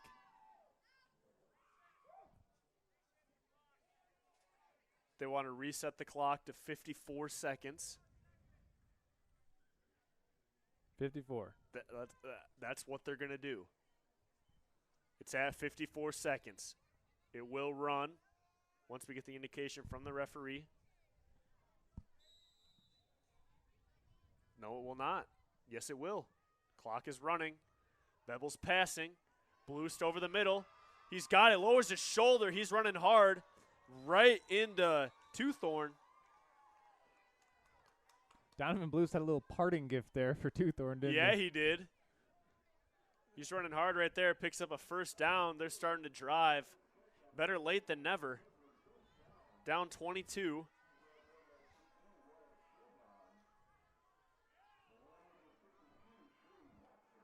.40 seconds to go. Bevel rolls left. He's going to run. He's going to have a chance. Tackle from behind, just short. They're going to mark him at the 1. Clock is stopped. Looks like he picked up a first down. The referee is telling the clock is still running. They're down at the 1. Second down. Bevel's in the shotgun. Guaranteed he's just going to keep it and run it in himself. The Bulldogs have to see it coming. Bevel keeps, goes to the left. He's in for the touchdown. 6 points for the Birds. Going to make it 28-44. Still down 16 points, but they keep momentum in their favor. 2-point conversion coming up here. Looks like the jumbo package is in. I see Patrick Ballinger out there. I see Nate Starsenich out there. Yeah, so bringing in the sub package of Starsenich and Ballinger, taking out Bloost and Smith, I believe. Bevel's out the game. So Bevel's on the sideline as well. Smith in at quarterback. Probably a direct snap to Smith here. That's exactly what it is. He's running to the right. There's no one there. Got some good blocks with that jumbo package, Jack. Noah Hill leading the way. 15 seconds left to go. Do we want to thank some more sponsors? Yes. Yes, we do. TB, show us how it's done. We all know that Jimmy John's is everyone's go-to option for freaky fast subs. But did you know that they're unveiling new menu options? That's right, Jimmy John's new menu has something for everyone and is a great way to feed the whole family. So, whether you're watching the big game, hard at work, or taking the family out to eat, Jimmy John's wants to make finding a gourmet sandwich easy. The crew of Next Level Broadcasting trusts their pregame meals to Jimmy John's, and you should too, at Jimmy John's in Gaylord. Vision Source and Gaylord Eye Care are proud to be offering their services to local communities across northern Michigan. With locations in Gaylord, Boyne City, Bel Air, and Sheboygan, they're committed to serving you and providing a trusted source of credentials and expertise. If you're struggling with anything vision related, then don't hesitate to schedule a consultation and meet their friendly and experienced staff for yourself. Yeah, good job, Bulldog. Bulldogs walking it up. Onside kick definitely coming here from Gavin Bevel. Let's see if they can get it again. Dylan Croft merch is available in the St. Mary's store. Oh, Bevel decides to go deep, right in between the legs. He's still running. Nice tackle right there on the sideline. They got it out. 7.7 seconds left to go. Nice return there by Sam Mayer. You got to imagine Inland Lakes is going to take a knee here, Jack. They got to. St. Mary with no timeouts 14 left. points. Here comes the final play of the game. Not a lot of fans left in the stands. That's right. And, you know, just a quick recap here from the Gaylord Intermediate School field here, Jack, from this game. The story of the game, really, St. Mary with the 4 turnovers. Inland Lakes only having 1 turnover on downs in the first possession, able to keep better care of the ball, really not letting any negative plays happen for them. And because of that, Inland Lakes going to walk away here with a big victory to go undefeated on the season for the Bulldogs. Inland Lakes does come away with a big win to cap off that undefeated season. I believe we are going to get a trophy presentation as well. Are we going to film that? Inland Lakes is getting no, we will not. No, we won't. Only have if it's St. Mary's. That's right. Only if it's St. Mary's. Well, we're gonna step aside for a couple commercials. We'll be back with the post-game show and your Buffalo Wild Wings player of the game. This is Next Level Broadcasting. Are you sick and tired of monotonous family dinners? Then you need to call an audible and let BC Pizza take care of the rest. They've been the best source of handmade, hometown gourmet pizzas since 1988. And with over 30 locations, they're built to serve you.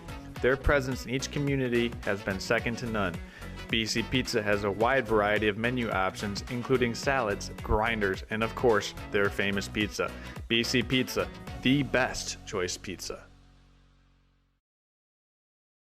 Are you interested in building a new home or renovating an existing one? With over 100 years of combined experience, J&J Construction is one of the most reliable and respected general contractors in our service area. J&J is a trusted construction partner valued by architects, subcontractors, financiers, and most of all, their clients.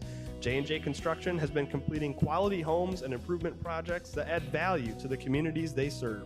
They bring a passion for innovation and a commitment to quality to every job they do. Call them today. If you're still with us, folks, this is a post-game show. Johnny Burkhart looks cold, but he is working hard out there. Definitely going to have to warm up with some hot chocolate from the concession stand. Well, what a game, folks. St. Mary's doesn't come out on top in this one. That Inland Lakes team, a very good Inland Lakes team. They are presented with the conference trophy, finishing this season undefeated. Excellent team right here. Showed why they're an undefeated team all night. St. Mary played very hard, but it was those 4 turnovers. St. Mary's at one point in the fourth quarter was only down by 4 points with the ball, but it was those 4 interceptions throughout the game that cost them. That's right. Charles, what's the takeaway you got from the game? Well, I really think that from the onset of this game, the Inland Lakes Bulldogs had the mentality that you need to have in order to win football games late in October, which is control the tempo, make sure that you have good offensive line presence, and don't turn the ball over like you talked to. When they needed to pass, they were able to get Blumke on rollouts and get open receivers down the field. Obviously, you saw that on the 4th and 19, some of the other conversions that they had on scoring plays, point after attempts, things like that. I thought it was a very well-played game for the Bulldogs, but the Snowbirds, I think there's a lot that they can build off and take away from this performance. So if you clean up some of the penalties and the turnovers, going into the postseason, we just need a win from Mount Pleasant Sacred Heart, and the Snowbirds will be in the postseason. So building off of this, looking ahead, there's a lot of good takeaways that you can take. Like, I thought the offensive line for St. Mary played really well running up the middle. I thought that they were able to dissect and find the soft spots in that zone pretty well. And if, you just have maybe just 2 turnovers, and this is a completely different game. Like, it was 26-22 start of the fourth quarter. St. Mary just couldn't find enough juice to get over the hump and make it a comeback, it's kind of like a storybook comeback essentially, but they just didn't have the juice for it tonight. Credit the Bulldogs. Looking forward to seeing, and hopefully the Snowbirds will get another chance at it next week. Yeah, and we won't find out until tomorrow at about 4 o'clock. We'll know if St. Mary's will be in the playoffs or not. If they are, since they lost this game, looks like they will be playing Mayo in Mayo if Sacred Heart wins tomorrow. Buffalo Wild Wings player of the game. Tonight we're going to go with Noah Hill, TB. Did a nice job, came in the game, gave St. Mary's momentum with a run right up the gut to get their first 6 points on the board. Just an excellent game. I really hope Sacred Heart wins. I really hope we got one more week left. If not, I'm going to be sad. This would be sad if it was the last St. Mary game for the year. But hopefully we catch you guys next week. I'm Jack Cordy. Alongside me tonight was Charles Strail. Johnny Burkhart was on the sideline camera. Daryl Burkhart on the main camera, Johnny's father helping us out. And Tyler Bowerman, thick boy TB, producing, keeping it real all year. Thank you, everyone, for listening to us. That's gonna